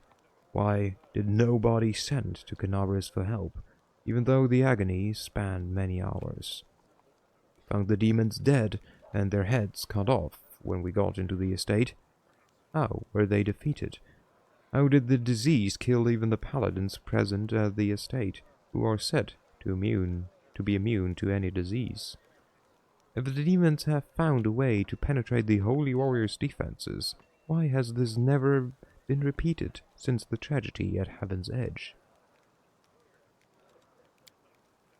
You are the only person who can help me here, Commander, because the only living witness of those events is currently serving in your army. Your army's route will take you near the very site of the tragedy. Heaven's Edge has been abandoned and sealed with potent magic throughout all these years, and only the Count has the power to break that seal. He is unlikely to invite an Inquisitor inside, and in any case he won't like me sniffing around his family seat. But if you, as his commander, express your wish to visit the estate, he will be obliged to fulfill. Good luck lurking. And I will simply follow you as one of your attendants. There are 100 ways, 1,000 paths, and a myriad loopholes in human lives that the forces of evil can use to their advantage. I am not sure which one of those led the demons to the gates of Heaven's Edge, but I do know it wasn't a simple raid the kind crusaders face every day. That incident involved a significantly more powerful entity, and that is why I'm asking for your help. We cannot be sure that such a tragedy will not happen again until we uncover the truth. You have already been to the estate several times. What do you expect to find now? I was a young and inexperienced inquisitor when I first visited Heaven's Edge 10 years ago. My skills have improved significantly since then, and I have paid dearly for that. Yotra makes a vague gesture, pointing at his scars. My arsenal includes many spells and techniques dedicated to gathering information about people and events. Almost all of them require me to be physically present at in the place where the event in question happened. That is why I must return to Heaven's Edge. Why can't you just search the estate yourself without involving me? The estate is abandoned and sealed with powerful containment enchantments that only the Count himself can lift. This is not the main reason, however. The main reason is that Count Erenday is not officially under investigation by the Inquisition. I couldn't just break into his house, even if I found a way to bypass the spells. This is a serious matter. Yotra frowns. A matter that threatens the reputation of the entire Church of Iomide, and my own organization in particular. We made more than enough unforgivable mistakes during the Third Crusade, and are still dealing with their consequences. Your presence will give my investigation the necessary legitimacy, Commander. But there is more. In addition to getting official permission, I'd also like to bring an independent third-party investigator to the case. Someone independent, but well-respected. And you fit this role perfectly. You questioned Eren himself. I did, but the Count insists he couldn't remember anything about the incident due to severe shock. He saw the demons but at the very beginning when they appeared at the celebration to announce the onset of the plague and mock their victims. He also witnessed the death of his mother, Countess Silena, maybe. That was all he would tell me. Yotra pauses. We had found the young Count sleeping like a log on the floor in one of the rear chambers, having drunk about half the family's wine cellar all by himself. There is no reason to disbelieve him on that matter. Do you suspect that Darren is hiding something? That he is to blame for the tragedy? I deliberately refuse to entertain any theories or suspicions, so that it doesn't affect the investigation. He's like the most actually good Inquisitor in this game, I think. He's like, no, I'm just gonna do my investigation. I want to find the truth. I don't care what the actual truth, like, if it's bad or good, or, like, I do not have a suspicion, I just want to know what happened.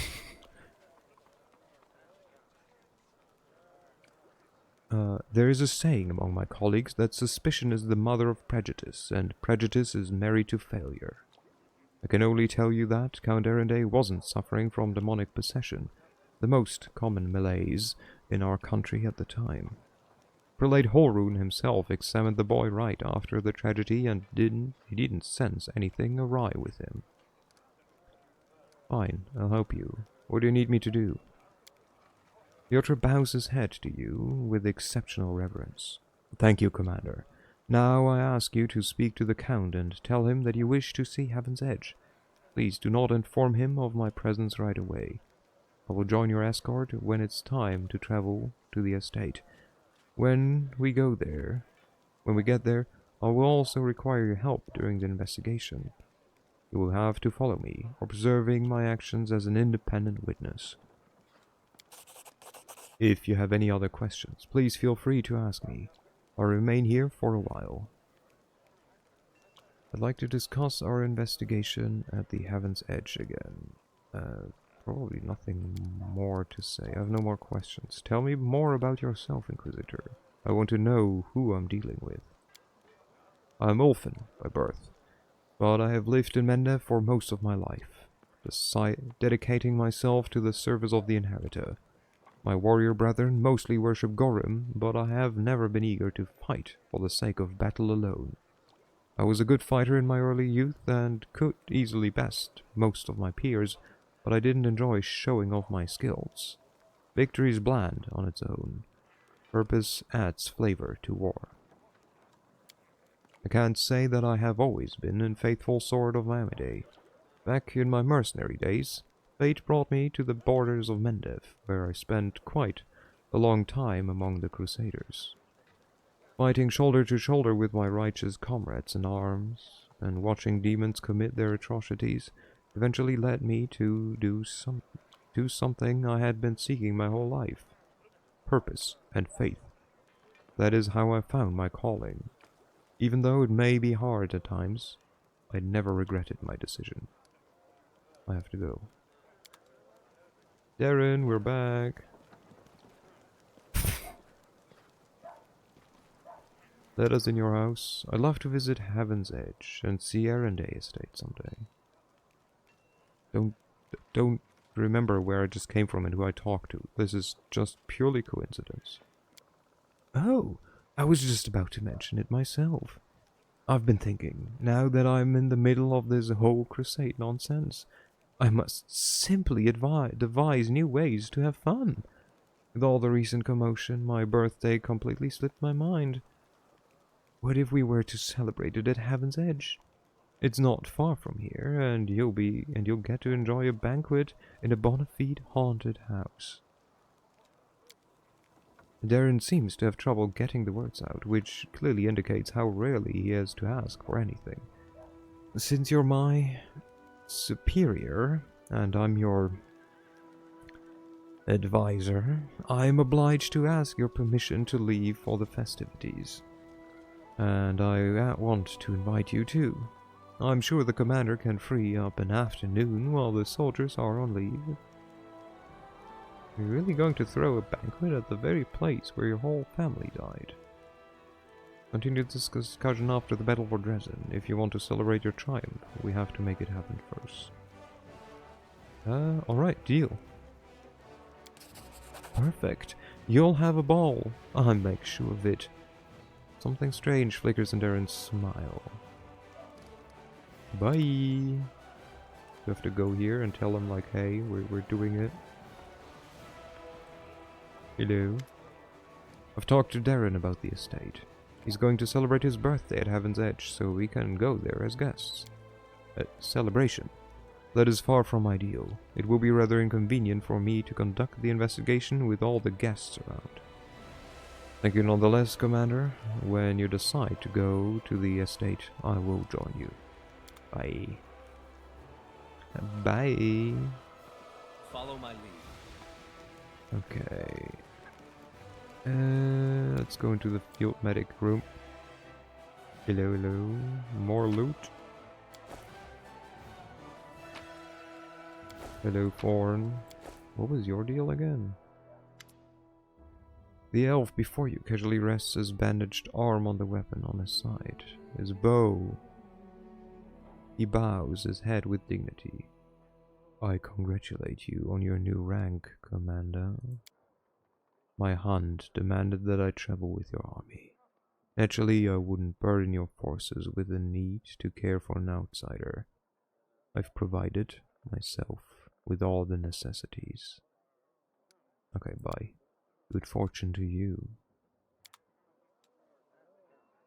Vesela, do you want to talk? No, nothing. Tell me about the Abyss corruption. What can I expect from you? Who's that boy with you? How did you end up on the battlefield? Doesn't matter right now. Oop. Outside.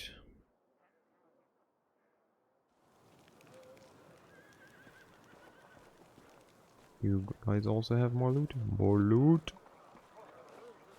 Let's go. Hello, Sela. Let's save. Hello. So, what do you reckon about everything that's come crashing down on us? All the responsibility, command, this new power? Sela looks anxious. She's holding her sword, but her movements seem nervous. The girl doesn't even notice you at first, but when she does, she smiles cheerlessly and stops what she's doing.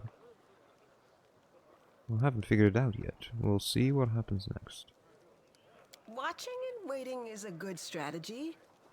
Probably. I'm still frightened by what happened in the Grey Garrison. Were we really chosen? By Iomade herself? You know, back when I was a snot-nosed kid who just started down the path to becoming a paladin, I imagined once or twice that I was going to do something heroic. The lights would shine down on me, the trumpets would sing, I'd hear the voice of the goddess, or at least her herald, you know? I'd be informed that I had been chosen for a great cause. But that's the point where my imagination always failed me.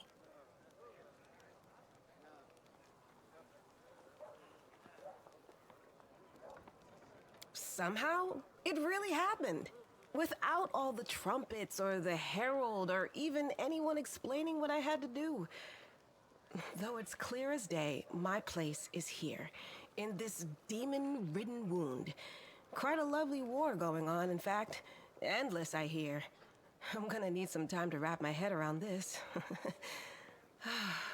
Spare me an hour and I'll crawl into some dark corner and whine about my hard lot. What can I tell you? I cry easily. I think that's fine. She's allowed to cry. So I left to go take a piss, got distracted by my cat, came back, sat down, still need to piss, be right back ×2. Good luck, fellow. Hope this time you manage to do it. See you. What a More find! loot, double more loot, nice. May Canabras be damned. Okay. We'll just take it. Hi guys. We're gonna talk with these guys in a second. Hello. Hello. Hello. Okay, they don't want to talk. There's Crusader, there's Camellia. Hello, hello. Thanks for the update. Good luck. Greetings. The neat smile on Camilla's lips disappears so quickly you almost wonder if you imagined it. So, you're Horcus's daughter. You've discovered my most terrible secret. Father cares so much about the Gwyrm name that he raised me in our mansion, hiding me away from the whole world. I'll always be grateful to my father for everything he's done for me, even if men of society disapproves of some of his decisions. Would it be insolent of me to beg for your discretion regarding what you know about us? Familiar words are polite, but her tone grows cold and sharp. Let us keep this as our little secret. I assure you my father and I appreciate loyalty and decency. For both myself and my father, I thank you for your understanding. I found a number of interesting implements and accessories in the Gwyrm mansion. How kind of you to share that you've gone through the Gwyrm dirty laundry and drawn some bizarre conclusions. If you value my company, please refrain from making such insinuations in the future. What do you think of the powers you've received from me? Emilia shrugs nonchalant. If people of noble descent grow accustomed to ample opportunity, the powers I received from you are useful, but I see no point treating them with excessive piety. I have to go. Bye. I won't keep you. My god. As it should be. Mysterious elf. Who are you? Damn it. You soldier. fuck? Who was that? The bearded quartermaster gives you a friendly nod. What can I do for you? Urination done, cookie got. Let's go. I'm ready for stream. Your supply would do any wine shop proud. Does the crusade really need this much alcohol? Wells just smiles shyly. Don't think I'm trying to encourage drunkenness among our crusaders. It's all in good fun, a way to blow off some steam. When soldiers can gather by the fire and raise a cup to honor both the living and the dead, it reminds them that life goes on. Those who drink to excess, or in the detriment of their duties, won't get a drop from me. There is no sight more depressing than a drunkard. So you're talking to the girl hiding her face. Who was she and what did she want? I don't know, Commander. You never introduced herself, but I bet she's not part of our army. I know all our soldiers by name and by sight. Wilsir frowns gloomily, his cordiality gone in an instant. He was looking for some elf volunteer. Wanted to know which tent he was sleeping in. At first I thought she was a messenger from Mendev. Definitely wasn't one of us. Now I see how it all looks mighty shifty. Quartermaster eyes you with concern. It was some sort of spy then. I have to go. Bye. Waljiv. Hello. Hey, Chief. Wanna talk? What do you think of our new powers?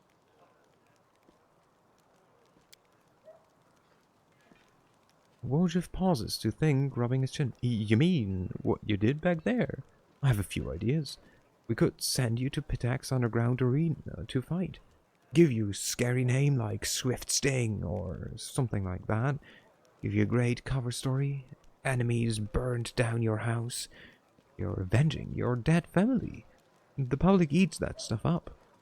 You wear a shiny eye-catching outfit or a black one if you like black better. Split the prize money, 60-40. 60 for me, of course. You know, arranging fights isn't easy. Most people are tough. I'll be taking more risk than you. And after we get set up in Pitax, we'll tour different cities. Make some real money. What? You don't like the sound of it? Do you have any other suggestions? Wojciech grins, his yellow eyes lighting up. I got one more. You heard of Razmiran? It's some land in the river kingdoms, ruled by a king, Razmir. A friend of mine used to live in Razmiran. He got out of there as fast as he could. Long story short, this king Razmir there is a god. He keeps his people under his heel. They're all terrified of what he might do. Sits on his throne wearing some white mask, giving power to anyone. Come and take power from me, he says, no long as you believe in me. Oh, so long as you believe in me. And there's always one goat man. Wojciech quickly checks that no one is eavesdropping. But that friend of mine, the one who fled, has a half-sister who, on his old man's side, who's a cook. Oh my god. Well, I'm pretty sure I told you. You just had to. Yeah, right? You just had to, Salo. Well, it's back online.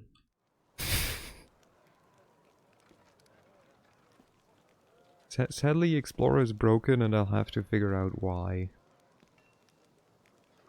So maybe don't use it till then. Who's a cook in the castle and a washerwoman who the cook plays card with in the evening told her a juicy rumor.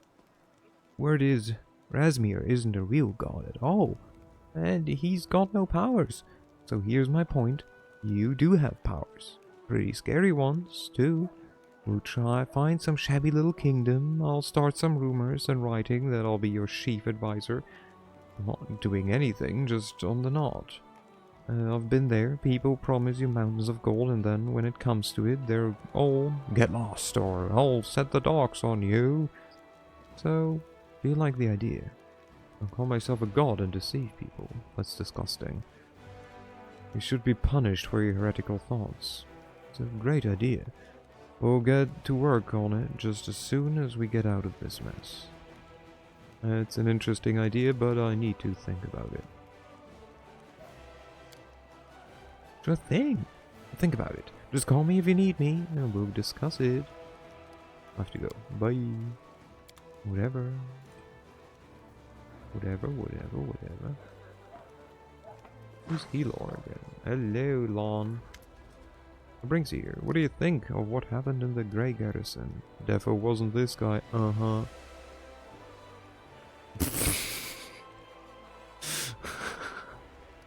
Uh-huh.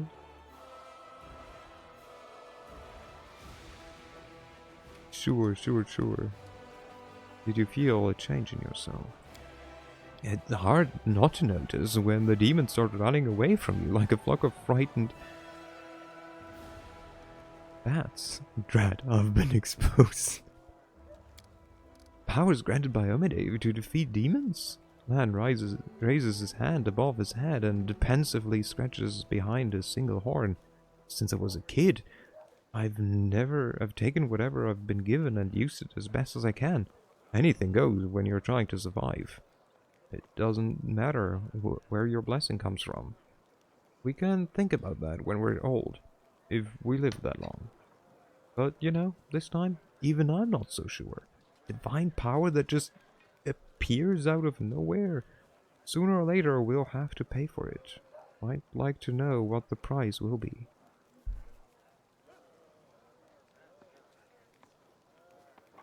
That guy only has one horn. Is the other dude? The other dude has two. Is he less powerful than Two Horn? Fun fact, he's more powerful than Two Horn. Thank you. Just based on stats. I'm pretty sure at least. Yeah. Just the sum of stats is more on him. But they fulfill different kind of rules or roles. Elor, who are you again? Elor nods approvingly. You've earned the title of Commander. Canaris still stands thanks to you, but you'll have to be doubly on your guard. Your Eminence places a target on your back and there are assassins about. Killing a high-ranking crusader would bring a demon far more prestige than killing a common soldier. Not long, I stymied a few of the Spinner of Nightmares attempts on the lives of influential crusaders, so I know what I'm talking about. I love how you know who I meant by Two Horn. There's not that many people with horns in my party, so... Do I care about his Spinner of Nightmares story? Sure. Tell me about your confrontation with the Spinner of Nightmares. It's a long story. Telling you everything would take 2 days. Which part do you want to know? Tell me again how to... Nah, I don't give a shit right now. I have to go. What the fuck, dude? Telling it all would take 2 days. Interesting. Fuck off. Want you to take a sip? I just took one. But I will. Thank you.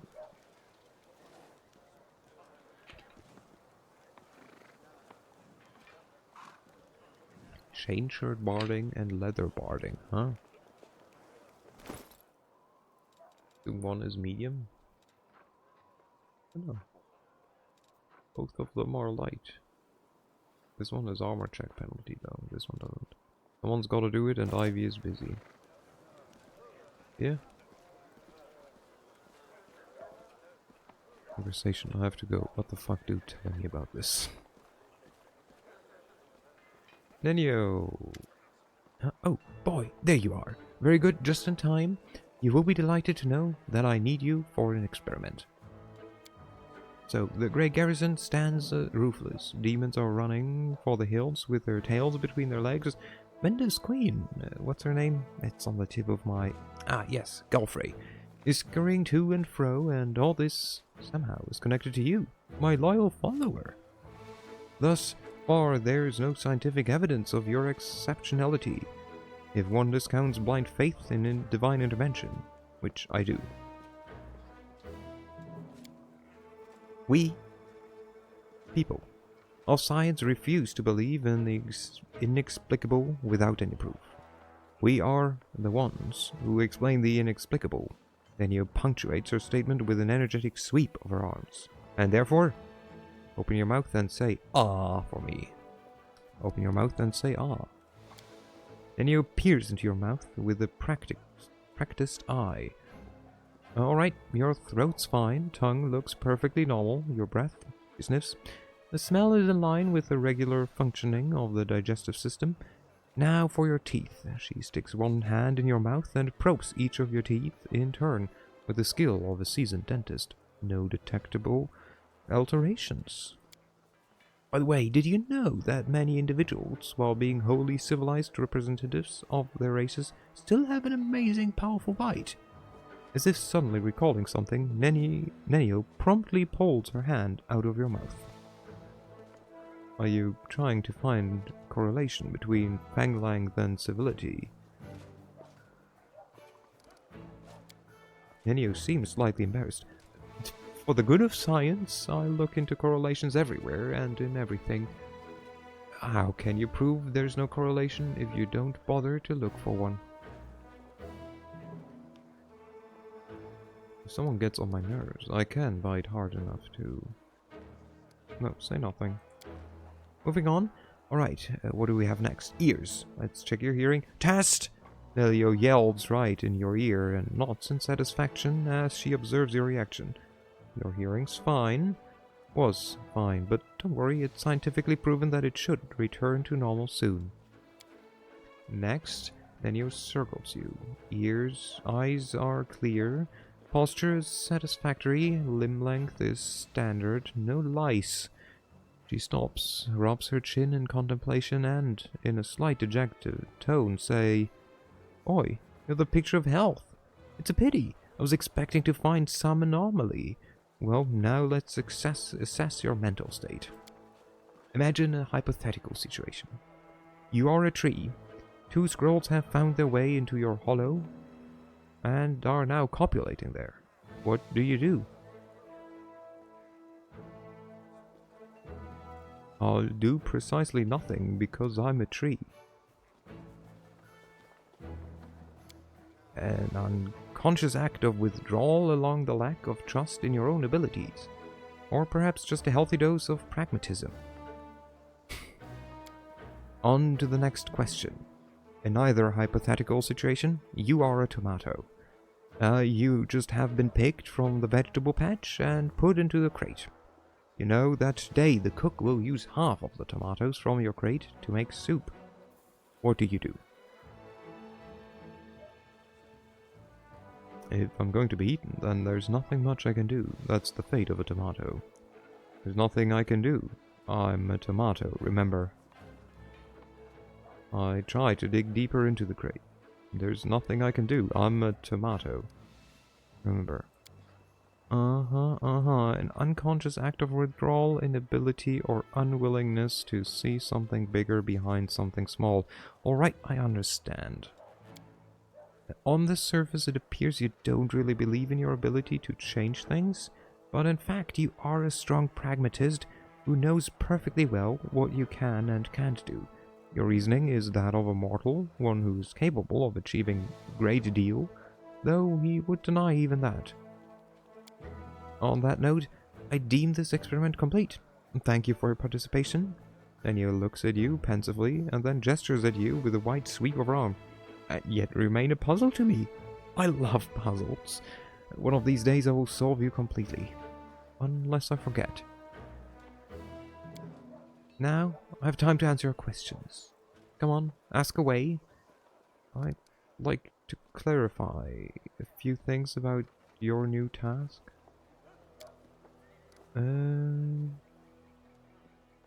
Your craving for knowledge will be immediately satisfied. Ask away. Though these ruins of yours may turn out to be just that, ruins.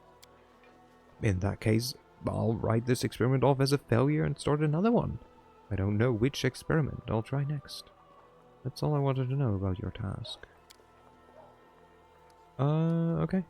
I cannot even tell her, like, hey, what do you think? Well, yeah, nah. We don't care about that she calls us boy. Boy.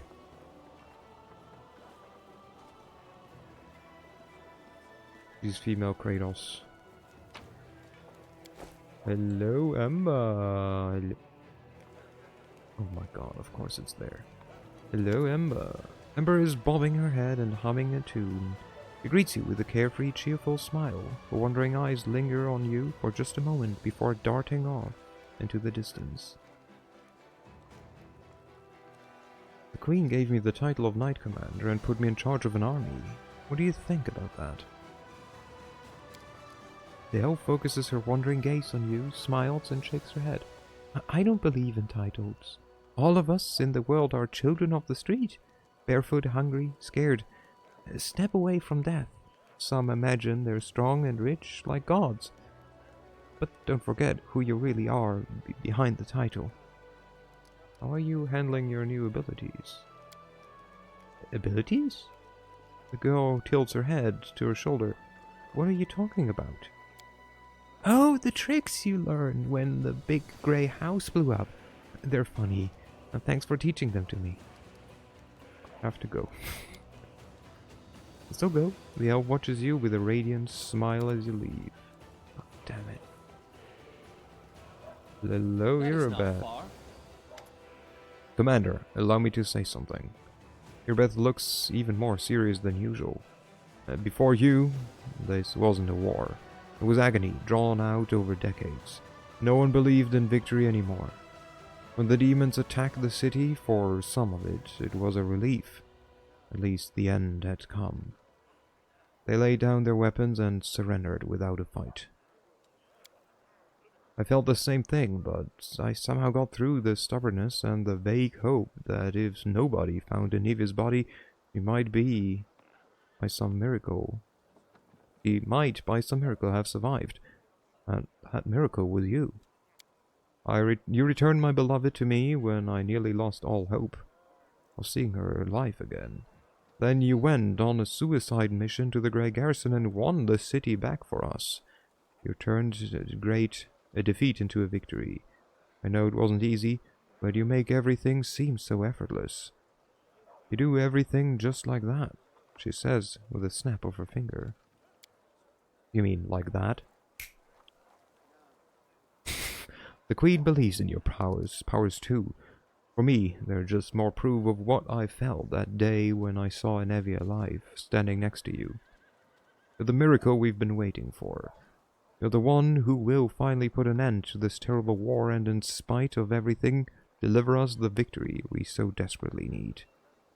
With you, I'm sure this crusade will achieve what the others could not. I found a scabbard with your family name on it in the Grey Garrison. This scabbard held the Solemauer, my family sword. Irbeth looks down. My father once fought with it, and I took it when I left home to become a paladin. Alas, it was not stolen. I parted with my heirloom willingly, to help someone dear to me. Nevia needed expensive healing, and, having no other way to procure the money, I pawned my father's sword. I think he would have understood. I'm sure he would have given up everything to help the family. I hoped to redeem the Solemauer one eventually. There was never enough money, and soon this sword disappeared from the pawn shop altogether. I've no idea who took it. Seems like I'll have to part with my father's sword. Forever. Anevia's sick. You'll forgive me if I don't go into detail. It's a private matter. Suffice to say, everything is fine now. The treatment was costly, but it was worth it.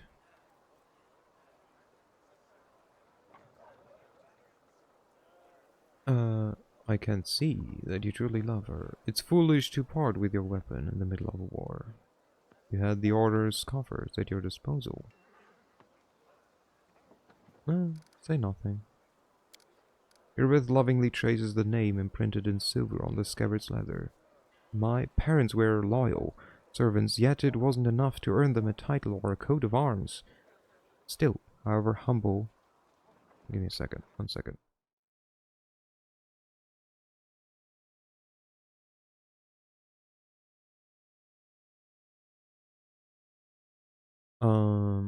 Okay, there we go.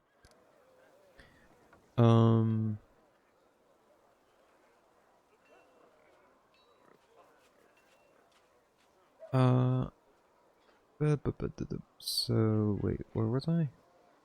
Still, however humble our name might be, it is worth something. I don't know if I'll ever see the Solomar again, but at least I have its scarab back. Thank you. So it turns out the Queen has their head of counterintelligence watching me. I wonder why. Think the Queen doesn't trust you. If that were true, she wouldn't have put you in charge of this army. My main task is to be your advisor until you've gained enough experience as a commander. As for counterintelligence, Nivea and I were tasked to keeping an eye on your inner circle, but you're not under suspicion. Commander, you're under our protection.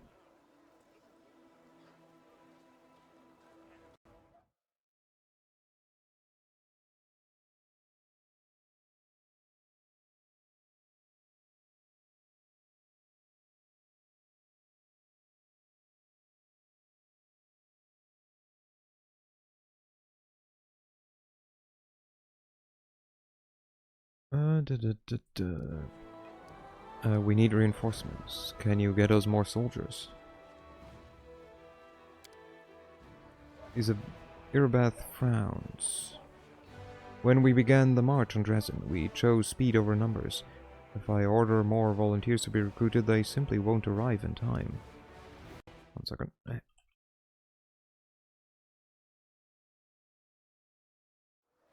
We could pay mages to deliver the troops to the camp, except I doubt that our army's coffers could afford it. If we can spare 7,500 gold coins, I will see to our reinforcements. That's 7,500, that's like what? 1 or 2 magic items. I'm fine. You have your orders. Consider it done. It's hard to believe your origin is so humble. You deserve a noble title more than many who inherited them. Herbeth's cheeks blush a little. Thank you, Commander. It's an honor to hear that, especially from you. Every noble family begins somewhere. You must have heard the recent story from the Stolen Lands and the River Kingdoms. Just imagine coming from nowhere and making it all the way to Royal Crown in just a few years. Yeah, imagine. Couldn't be me. Sometimes I wonder what would happen if I managed to distinguish myself somehow. But then I push away such unworthy, selfish thoughts, of course. We don't fight for rewards. The fate of the world is at stake. And yeah, imagine being carried by one's cat. True. Catty Purry for the win, for sure. And yet, Irbeth's blush deepens and she falls silent. I have to go. Hey, what about you? Happy to be of service. And may Shellen brighten and vivify your day. Irbeth, what is this thing doing in our camp? It's under my supervision. Since the day we were blessed with this shiny chatterbox, may Shellen brighten and vivify its day, there have been 16 attempted thefts, 2 by those I had entrusted with protecting it. You think we should have left it in a ravaged city so some guard, elect, could chop it up? No, it's now the property of the Crusade, which means I'm going to stand guard over it, even if I have to keep its beautiful oath in the command tent. Happy to be of service. And may Shellen brighten and vivify your day. I want you to cast an illusion on my gear. Changing item, transferring items. I can be like, what, this looks now like this?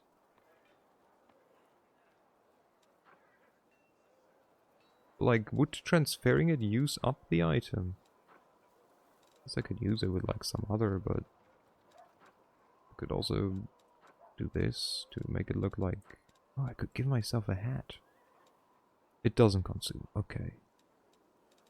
That's good. I mean, gotta always wear that, right? Hero cloak. These don't even have looks. This is just a weapon. I want to wear a hat. Let's go. Let's go. Okay. Good talk. Ooh, loot. I mean, we just spent 7,500 gold. We're allowed to loot our defaults tent, because that's, I'll go ahead. I don't know. Oh right, her. I still have to talk with the bard. I also have to loot her first. Let's save. Hello, bard. Knight Commander, how can I help you? There's so much I can do. Just ask. Nora looks at you with eyes filled with enthusiasm. She's holding a notebook and a traveler's inkwell. You've probably heard about the wound I have. The one that sometimes opens on my chest. Can you perhaps tell me if it's some kind of demonic curse? Yes, indeed. I've been told of your affliction.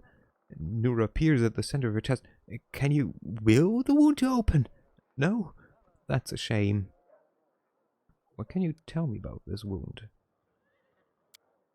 Well, it's difficult to say. I know of blades that leave never-healing cuts, of poisons that stop wounds from healing. Heard of witches' curses that are rewarded with eternal wounds. But wounds that seem to reopen and heal over and over? Perhaps you know of other cases like this. Let's see.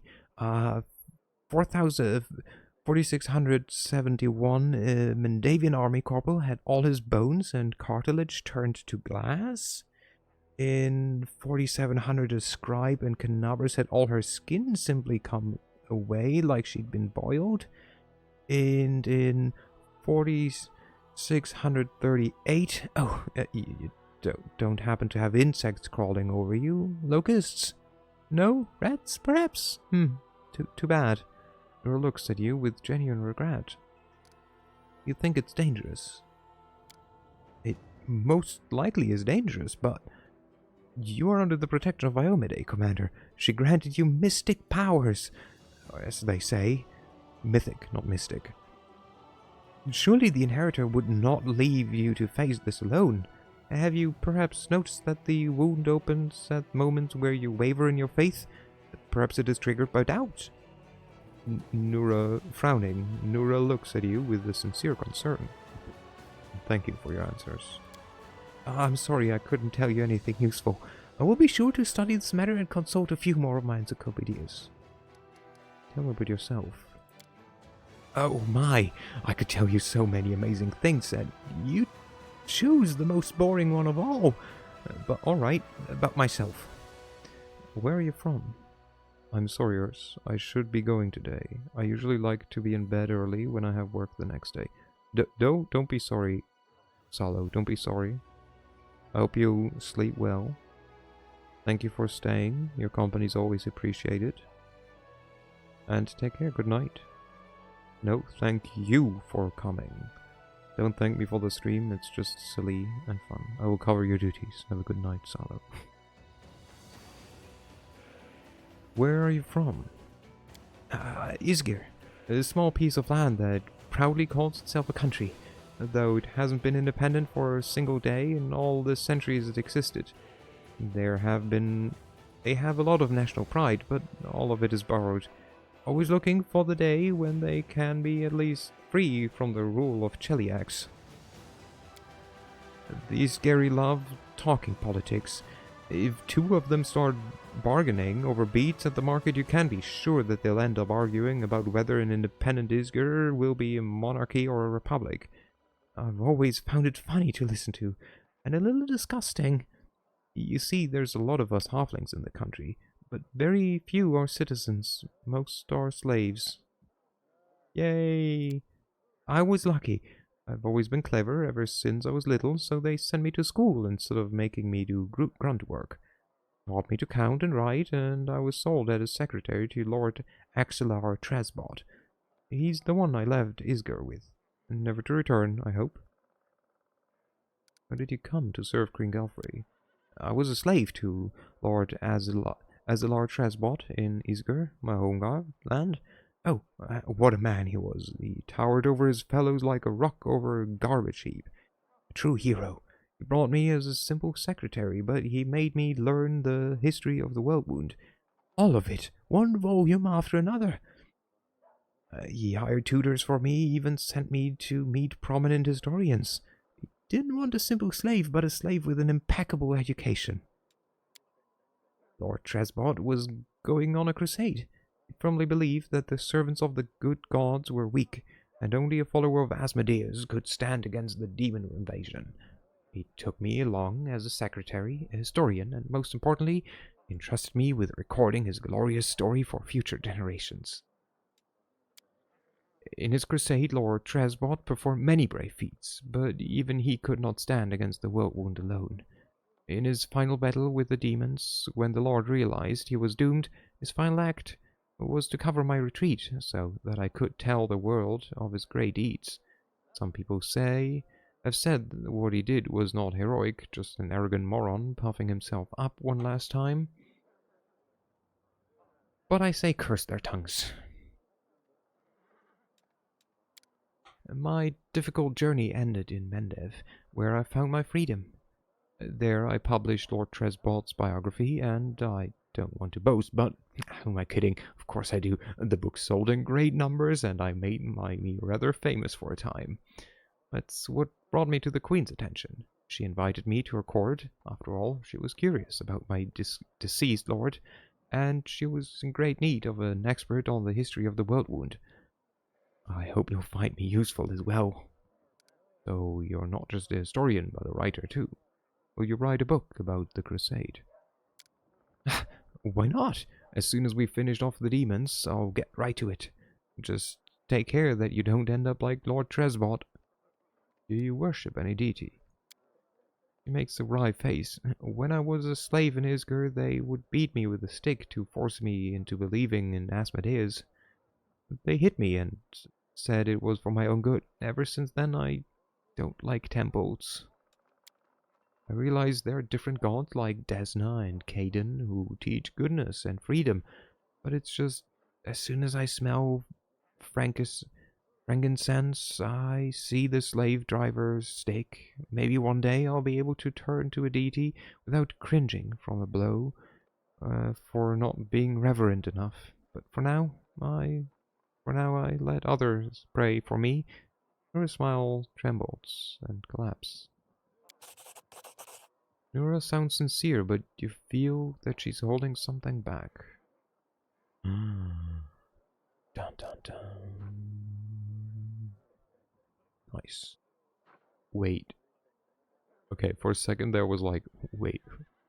We rolled a 20, or we rolled a 20 with the +4, but no, it's +14. Thank you for your answers. You're welcome, but you should ask me about something more interesting. Tell me the history of the World Wound. Oh, I could talk about that for hours. What exactly do you want to know? Tell me about old Sarkoris. It was an unforgiving country, inhabited by numerous tribes of callous barbarians. Imagine Numeria, but without the Metal Mountain, or the realm of Mammoth Lords, but with a milder climate. That's Sarkoris.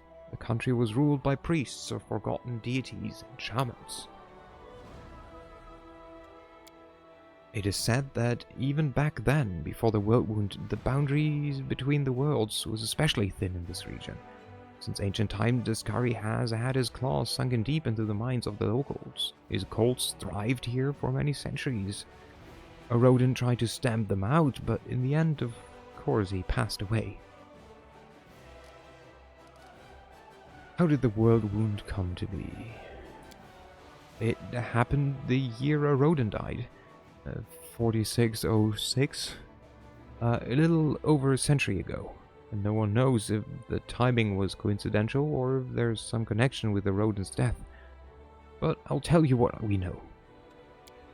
The priests and shamans who ruled Socorus hated arcane magic and all who practiced it.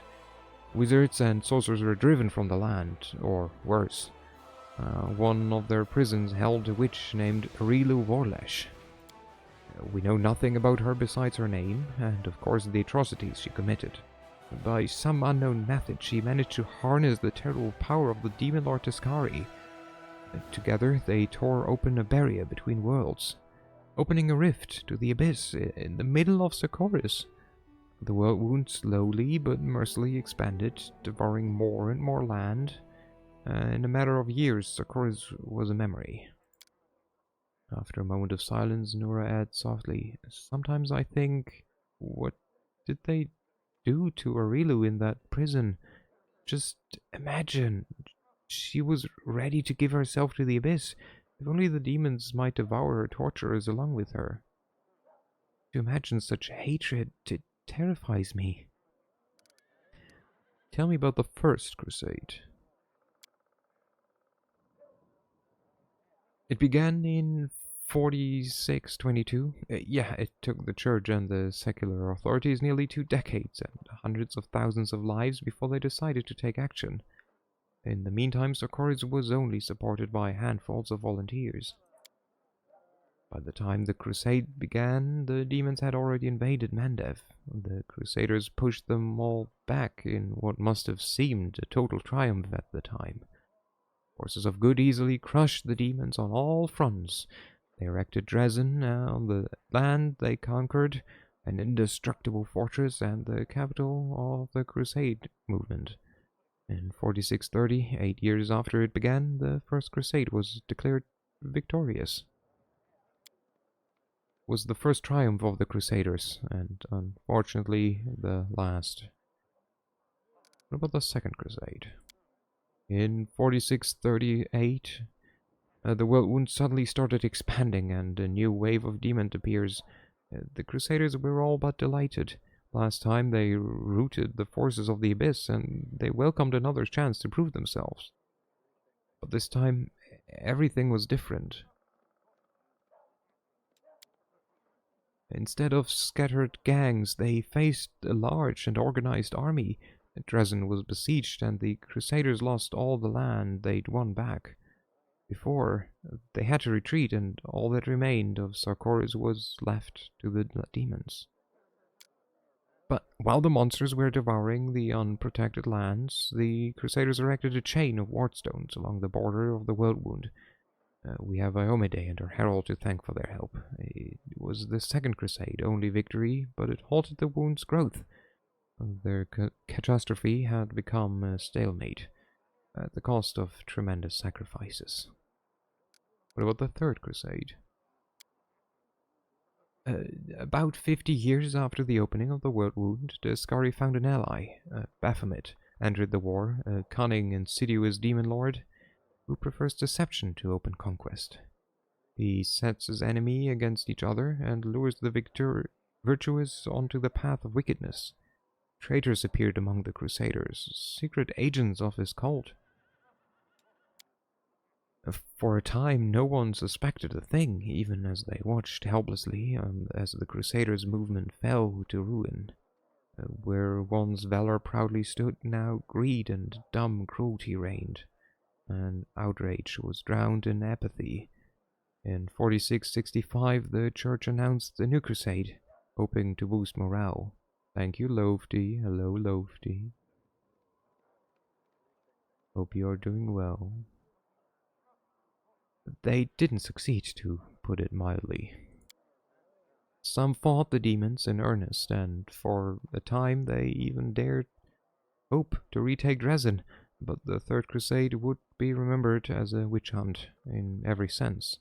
Inquisitors hoped to purge any cultists from the ranks of fighters, but instead they got a barrage of denunciations, widespread suspicion, and innocent victims. I'm doing alright, that's good. It sometimes happens that two orders would denounce each other as traitors and wipe each other out, much to the demon's delight. Just 3 years later, in 4668, the church put the disgrace to an end. Of all the crusades, that one was the least glorious. What about the last crusade? Of course, the demons had no intention of sitting quietly caged behind the ward stones. They kept attacking Canabras, trying to reach the stone and destroy it. Or just scratch its surface, or if even that wasn't possible, befoul it. The Crusaders drove the demons away from the city again and again. The Fourth Crusade would last for 15 years, an exhausting study in positional warfare. The demons attacked and they were pushed back, the Crusaders went on the offensive but were forced to retreat, and all that while the losses were tremendous. The Fourth Crusade only achievement was that they didn't let a single wardstone fall. They didn't retake a sliver of land, to say nothing of Dresden. So many lives, just to maintain the stalemate. You can imagine how that affected morale. Thank you for your answers. My pleasure. You have to remember to stop me or I'll go on forever. I'll have to go now. You have any questions, come back. Let me finish muttering, because that was a lot of excitement talk.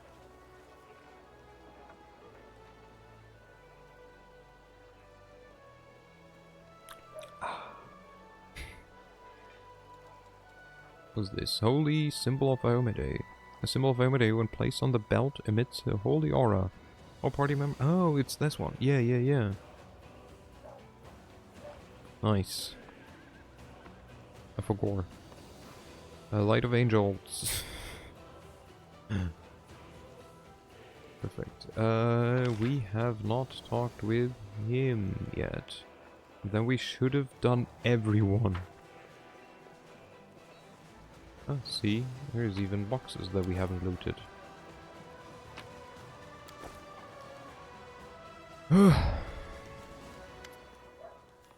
So, you're the war chief now. You're going to lead us to free Sarkoris from those Fae? Ulrich nods his head with respect. I felt it the moment I saw you. This one's special. That you'd go and get yourself a whole army in no time? That I did not expect. Well, how goes your newfound power? How does your newfound power feel? Has it gone to your head yet? We're going to fight demons, not Fae.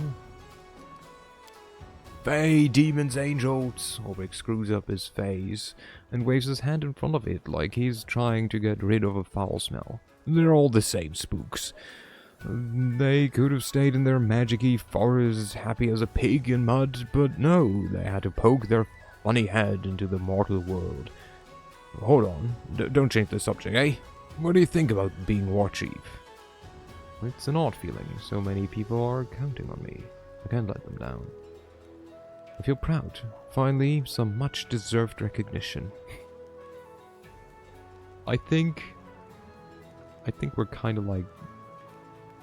Yeah, we deserve recognition. I mean, in the end, we did research for science, right? Like, it's kind of because of recognition. I feel proud. Finally, some much-deserved recognition. Your head is in the wrong place, War Chief. He chuckles into his beard. You think being in charge is a reward? Then you have it the wrong way around. Your queen rewarded you with constant pains in your buttocks, head, and all sort of other places. Here's my advice to you. If you don't want to get yourself and your whole army killed, think less about how great you are and more about how the people under your command are faring. Well, maybe. Well, I didn't come here to just flap my gums. Since I'm going to war and you're in charge, I better do this the right way. Ulrich lowers his head and says solemnly, My blade and my life are yours, War Chief. I mean, it's not like I need a blade. My talons and beak will do the trick. Saying it like this is the done thing. My talons and beak are yours. Just doesn't have the same ring to it. There's something else. I can already see things are bad, but the tales of all of Sarkoris burning down and its people dying out? I'm sorry, I don't believe those. It can't be true. We're not the kind of folk to be snuffed out like that. I have kin in a village not far from here. Gurendgilan, yeah, sure, let's go with that. Let's go there and talk to them. Have them fill us in. We're smart folks. Perhaps they'll help us in battle too. Together, we'll clean up Sarkoris before you can say, "Around, ye foul creatures!" Ulbrich bumps his fist into his palm with a chuckle of bravado. Alright, I'll go prepare for the road ahead. Take care, War Chief. How about you talk more with me, you prick? Cheers! Ulbrich takes a drink from the flask he's holding. I don't know what this is, a dream, a face illusion, or I've popped into another world. But you people sure know how to brew good beer. What do you think of your new powers? Well, I don't like them. Can't deny that they're useful, but this is the way of things I'm accustomed to. Can't deny that they're useful, but this is the way of things I'm accustomed to. Every power must have their name. The powers of druids and shifters have a fair. Gods and spiritual grants them to us, and only for a good reason. First, you have to earn your power, prove you're worthy of it, show you're grateful for it. Then you can start using it. But this, who gave it to us? For what purpose? What do we have to give in return? It's the one mystery after another. I'll up and tell you what I think. This power feels a lot like sorcery.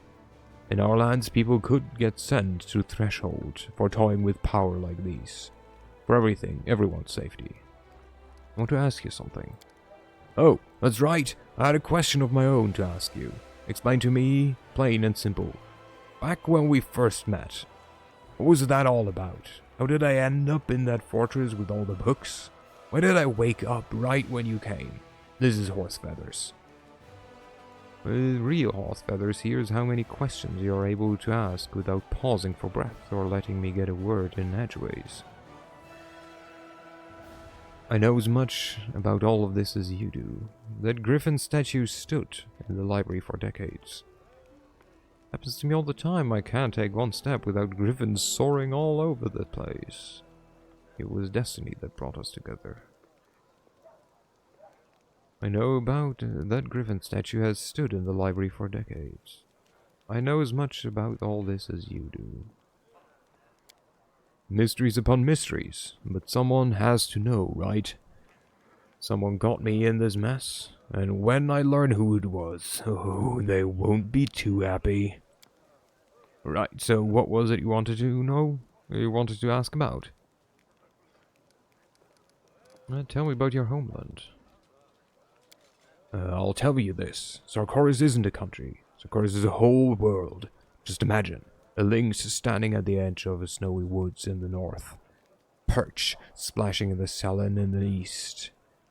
Furry bumblebees buzzing over the blooming hills of the south. And everywhere you look, there are people. Hundreds.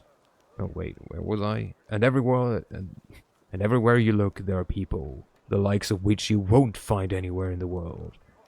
They're the bravest in the battle and the fleetest in dance. Hundreds of tribes, each with its own legends, songs, heroes, gods, and spirits. Now tell me, could a land like that really have perished because of a few grasshoppers? I won't believe it, ever.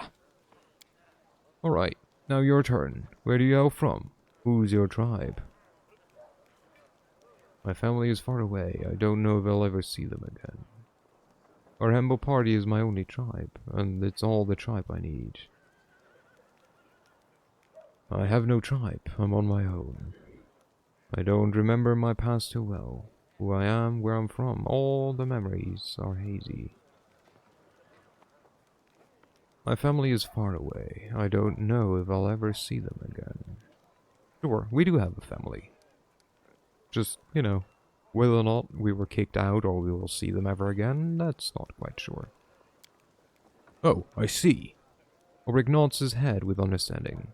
So you and I share the same troubles, huh? All we can do is remember those dear to us and hope that someday, by some miracle, we'll see them again. You're from the Olesk clan, right? Tell me about it. Our clan is one of the oldest. Our history goes back to a time before Sarkoris was settled, when our ancestors lived in the mountains in the far north. Once their mountain home had become too small for them, they went down to the untrodden hills and forests to the south, drove out the monsters and the giants, and founded Sarkoris. Even back then, the Olesks were the first into every battle, and the first to build a settlement on their land. People wrote so many songs about our deeds that I were to start singing them all to you now, we'd be stuck here for a good month. Who routed the Orcish invaders? Who seduced the Fey Queen and stole her tiara? Whose apples are the size of a hair, and whose cider made from those apples can knock the bear out? That's right. It's all us, the Olesks. If giants lived there before your ancestors came, you can't really call those lands untrodden, can you? Ah! Oh, your laugh. You're saying giants are people. Have you seen one with your own eyes? They can't even speak your tongue. They just growl and fart. They may look like humans, but they're dumber than frogs. All they know is eating and fighting. They feast on human flesh, I'll have you know, so don't feel bad for those freaks. Our ancestors were right to cut them down. What was your role in your tribe? I was the chieftain, and not by right of blood, like in some tribes. It takes more than being born in the right family to lead the Olesks. You have to earn that right from your divine patron. Ervar, the heavenly griffin chose me. Ulrich chuckles mirthlessly. Except, as you can see, it didn't do my clan much good. The chieftain's duty is to be with their people, in peace and in war, in life and in death. And what did I do? Abandon them. There's no two ways about it. I missed everything. I slept through everything. Tell me about your patron, the griffin. Ervar, the griffin whose beak has marked the sun and whose talon has raked the moon. Ulbrich crosses arms in a ritual gesture. He is the ancient protector of our clan. From each generation he chooses one who is worthy of wielding his power and leading his tribe. But ever since I woke up here, he hasn't spoken to me once. No prophetic dreams, no answers, no signs. His power is still with me, so he must be alive. Then why is he silent?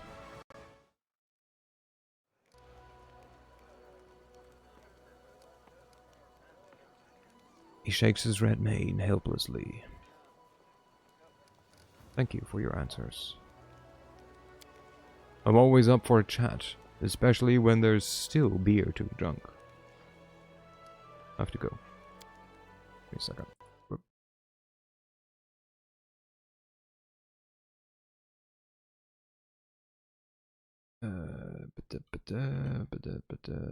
Okay. Soft grass underfoot to you. Sure. Let's go with that. We will go here and sell our stuff. And then we might see who we have. Oh, Horgus, do you have another quest? Horgus Worm has been expecting you. Thumb stuck in his belt. There you are. I've been waiting. As you can see, I have joined the crusade. I don't know how to swing the sword, but war is costly and I have money. Besides, my intellect and business sense may prove useful even on the battlefield. Besides, I believe... Horgus shifts awkwardly from foot to foot. I believe I owe you an apology. The way I behaved was rude, ill-mannered. You're an honest and honorable person. You have clawed your way up from the bottom of society to the title of Knight Commander, and you are friends with Queen Galfrey herself. Such persistence deserves respect. Horgus tilts his head in a brief acknowledgement of your merits. Please, allow me to give you this magic amulet from my humble personal treasury, to mark our future cooperations. What's it like to live your... No, aren't you afraid I'll reveal your secret to everyone? There's no reason to say any of that. Why have you decided to support this crusades now? He always have done that.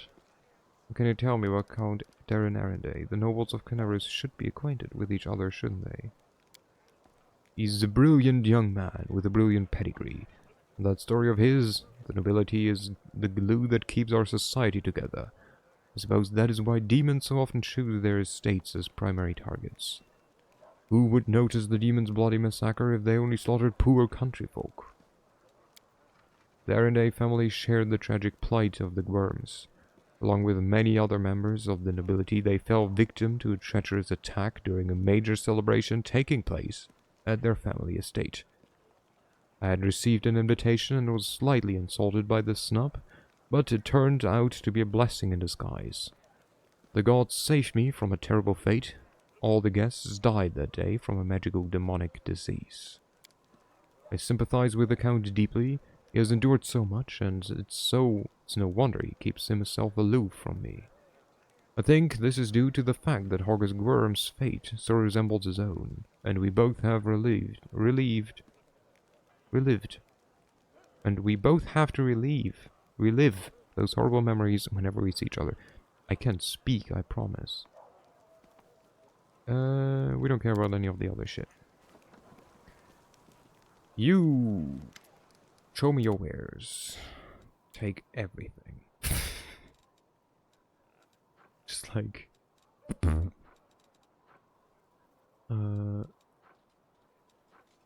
heck yeah. We keep this just in case. We just keep everything else as well. And I think we don't need any weapons right now. Wait, do you have...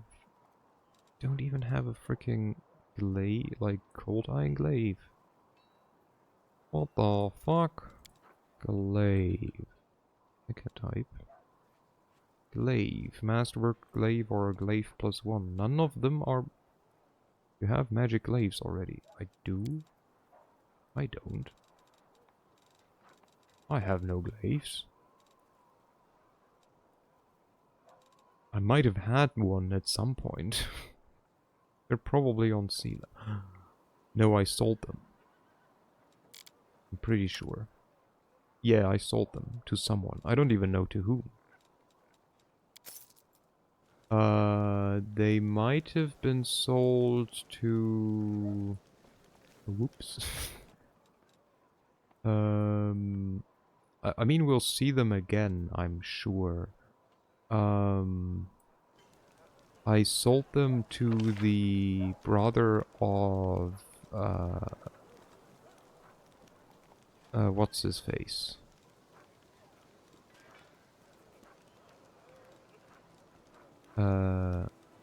Jordan Vane. Yeah, sounds about right.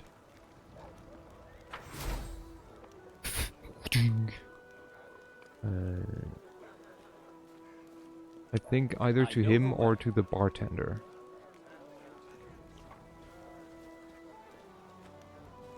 And I think both I should be able to see again at some point, if I remember correctly. I think that's all I can do in here. We could not leave, so we go in here. We save. We just rest. We will make a potion of... Ooh, just more cure light wounds. Why do I have to do all the dirty work at the camp? All the dirty work? We have plenty of soldiers. Why don't we take a few along as servants? For fuck's sake. Alright, we also made successful onion soup, I think. We have indeed. Alright. Area exit outside. Area exit. There we go. Who do we take? We take him with us, but again, he is not like quite equipped right now. Could technically even think if we want to have Sela with us, because she's only a slightly better tank than Camilla. So we could do something like this. Which would be wide. Sauciel's quest is right outside the camp. You're right. You are right. I forgot. I instantly forgot about him. I think I never once really used him. in my first playthrough. Like partial playthrough. Yeah, you're right, it's over there. But I will go there, for fuck's sake. I will. Crusaders starting out. You can now control armies on the global map. Winning battles against demon forces provides a number of benefits, such as resources to help your economy, relics, which can be turned into powerful new items for your party, captured enemy fortifications that previously blocked the advance of your party and your armies. These fortifications can be rebuilt into forts for your own troops. Enemy armies differ in their strength, which is displayed as a number next to the army's name. By hovering over the enemy army, you can learn more about its composition and the reward it's guarding.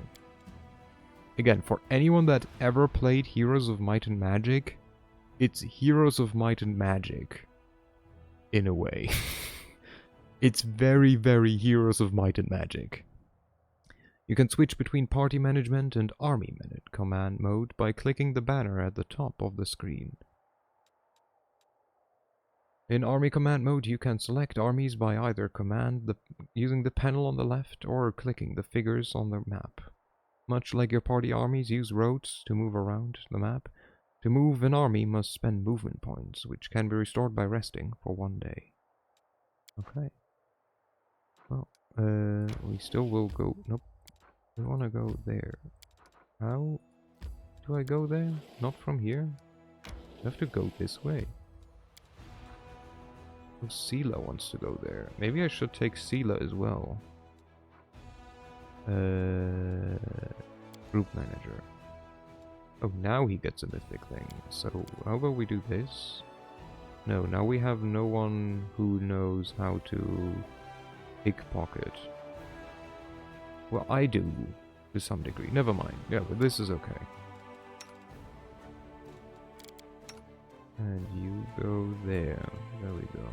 And this. This is okay. Perfect. Okay, we will go this way. We will wait here because we're gonna give him a mythic level.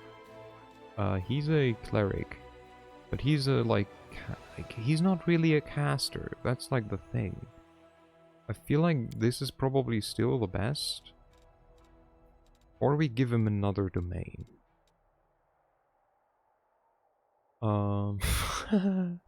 Destruction.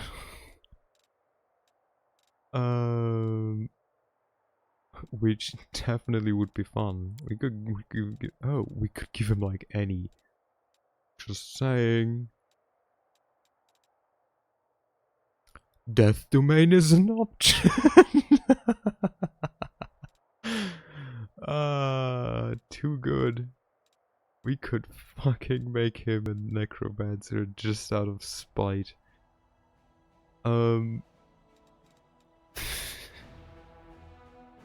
It would be too good. We could obviously make him a nature dude and like give him a pet. No, wait, we can't. Wait, what? Oh, it's called animal domain, right? Yeah, it's called animal domain.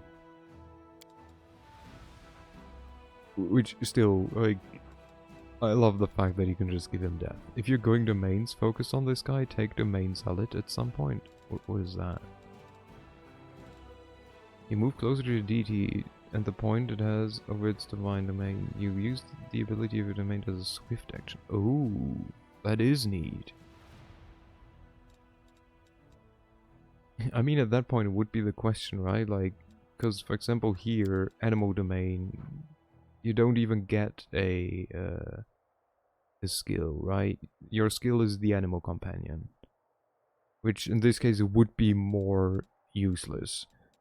Death domain, though, like, you know, is also not a feature. You heal damage instead of taking damage from channeled energy. Bleeding touch. Okay, so you could bleeding touch as a swift action. What does animal domain have? Yeah, so they legit, just in quotation mark, get the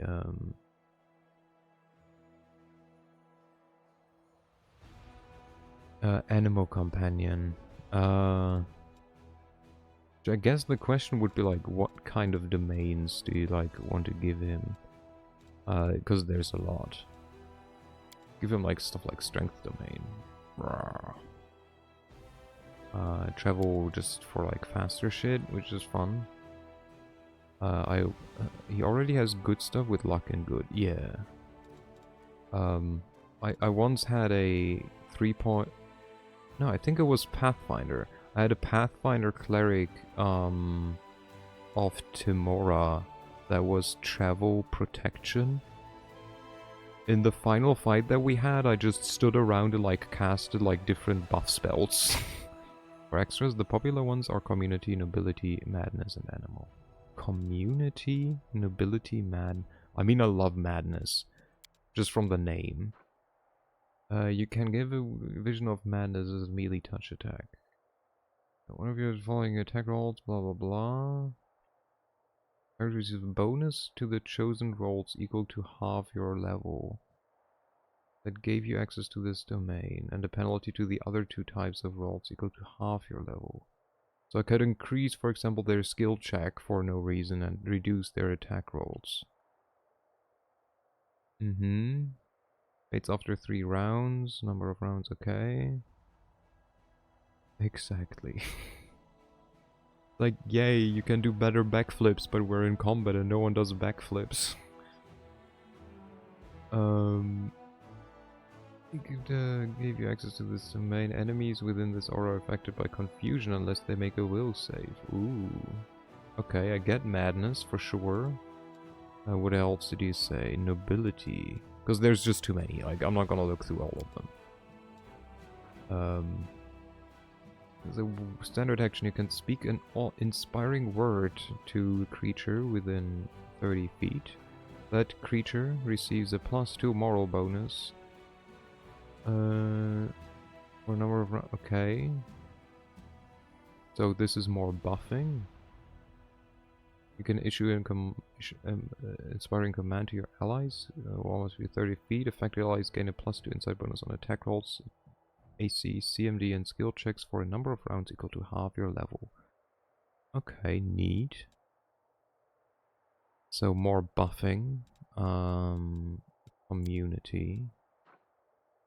Your touch can heal wounds and your presence instills unity.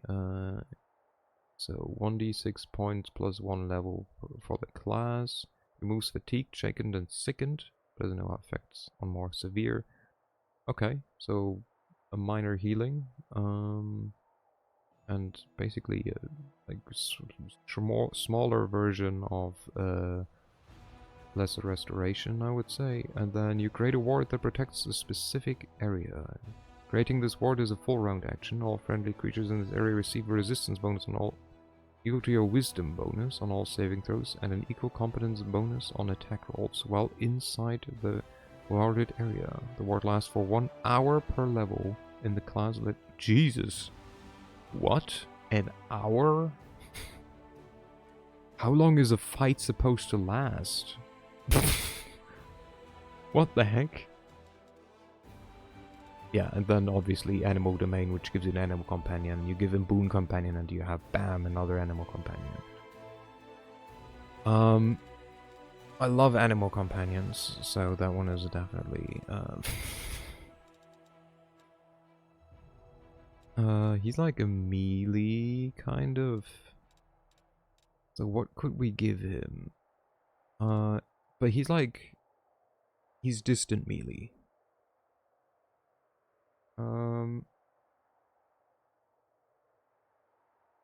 He can also go full caster if you want him to. Yeah, I mean, wait, what even is, like, what even are his... So he has like 19 wisdom, that's good. So yeah, he could go full caster. I feel... I'm not so sure.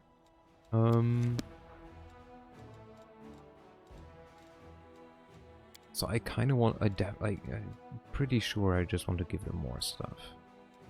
I like the idea of just giving him this, but I feel like him regenerating from negative energy. I don't know how useful that is. Then again, we can do that, no? We can channel negative energy. So we could heal him, he can heal us. Well... you're gonna be around. Yeah, I just remembered that I can do that. Maybe you could go to like charm domain and like just make him like, ha. Which is like charm person, but like, who's he gonna charm? None of the demons are persons, so...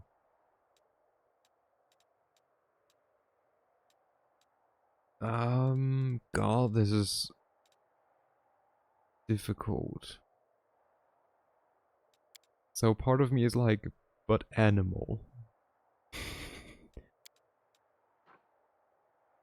This one, wait. Per round, a living creature to take 1d6 points of damage per round. This effect persists for a number of rounds equal to half your level in the class that gave you access to this domain. You can use this ability number... Okay. That's a decent chunk of damage. Then again, it's only technically 1d6. The damage doesn't increase. But if it's a swift action, it's like pretty good. Like a free bleed, yeah. And the spells you gain are like also pretty good. And again, these also hit friends. I love how half of the necromancy shit is like, well, I don't give a shit that my friends are around. God, that's so tough. Okay, I think I'm not gonna make the decision yet. I'm gonna think till Thursday. What if your friends are immune to death stuff? True. Somehow. Like, you mean by being dead already? I get what you're putting down. I get what you're putting down. Gasp. Make sausage mythic.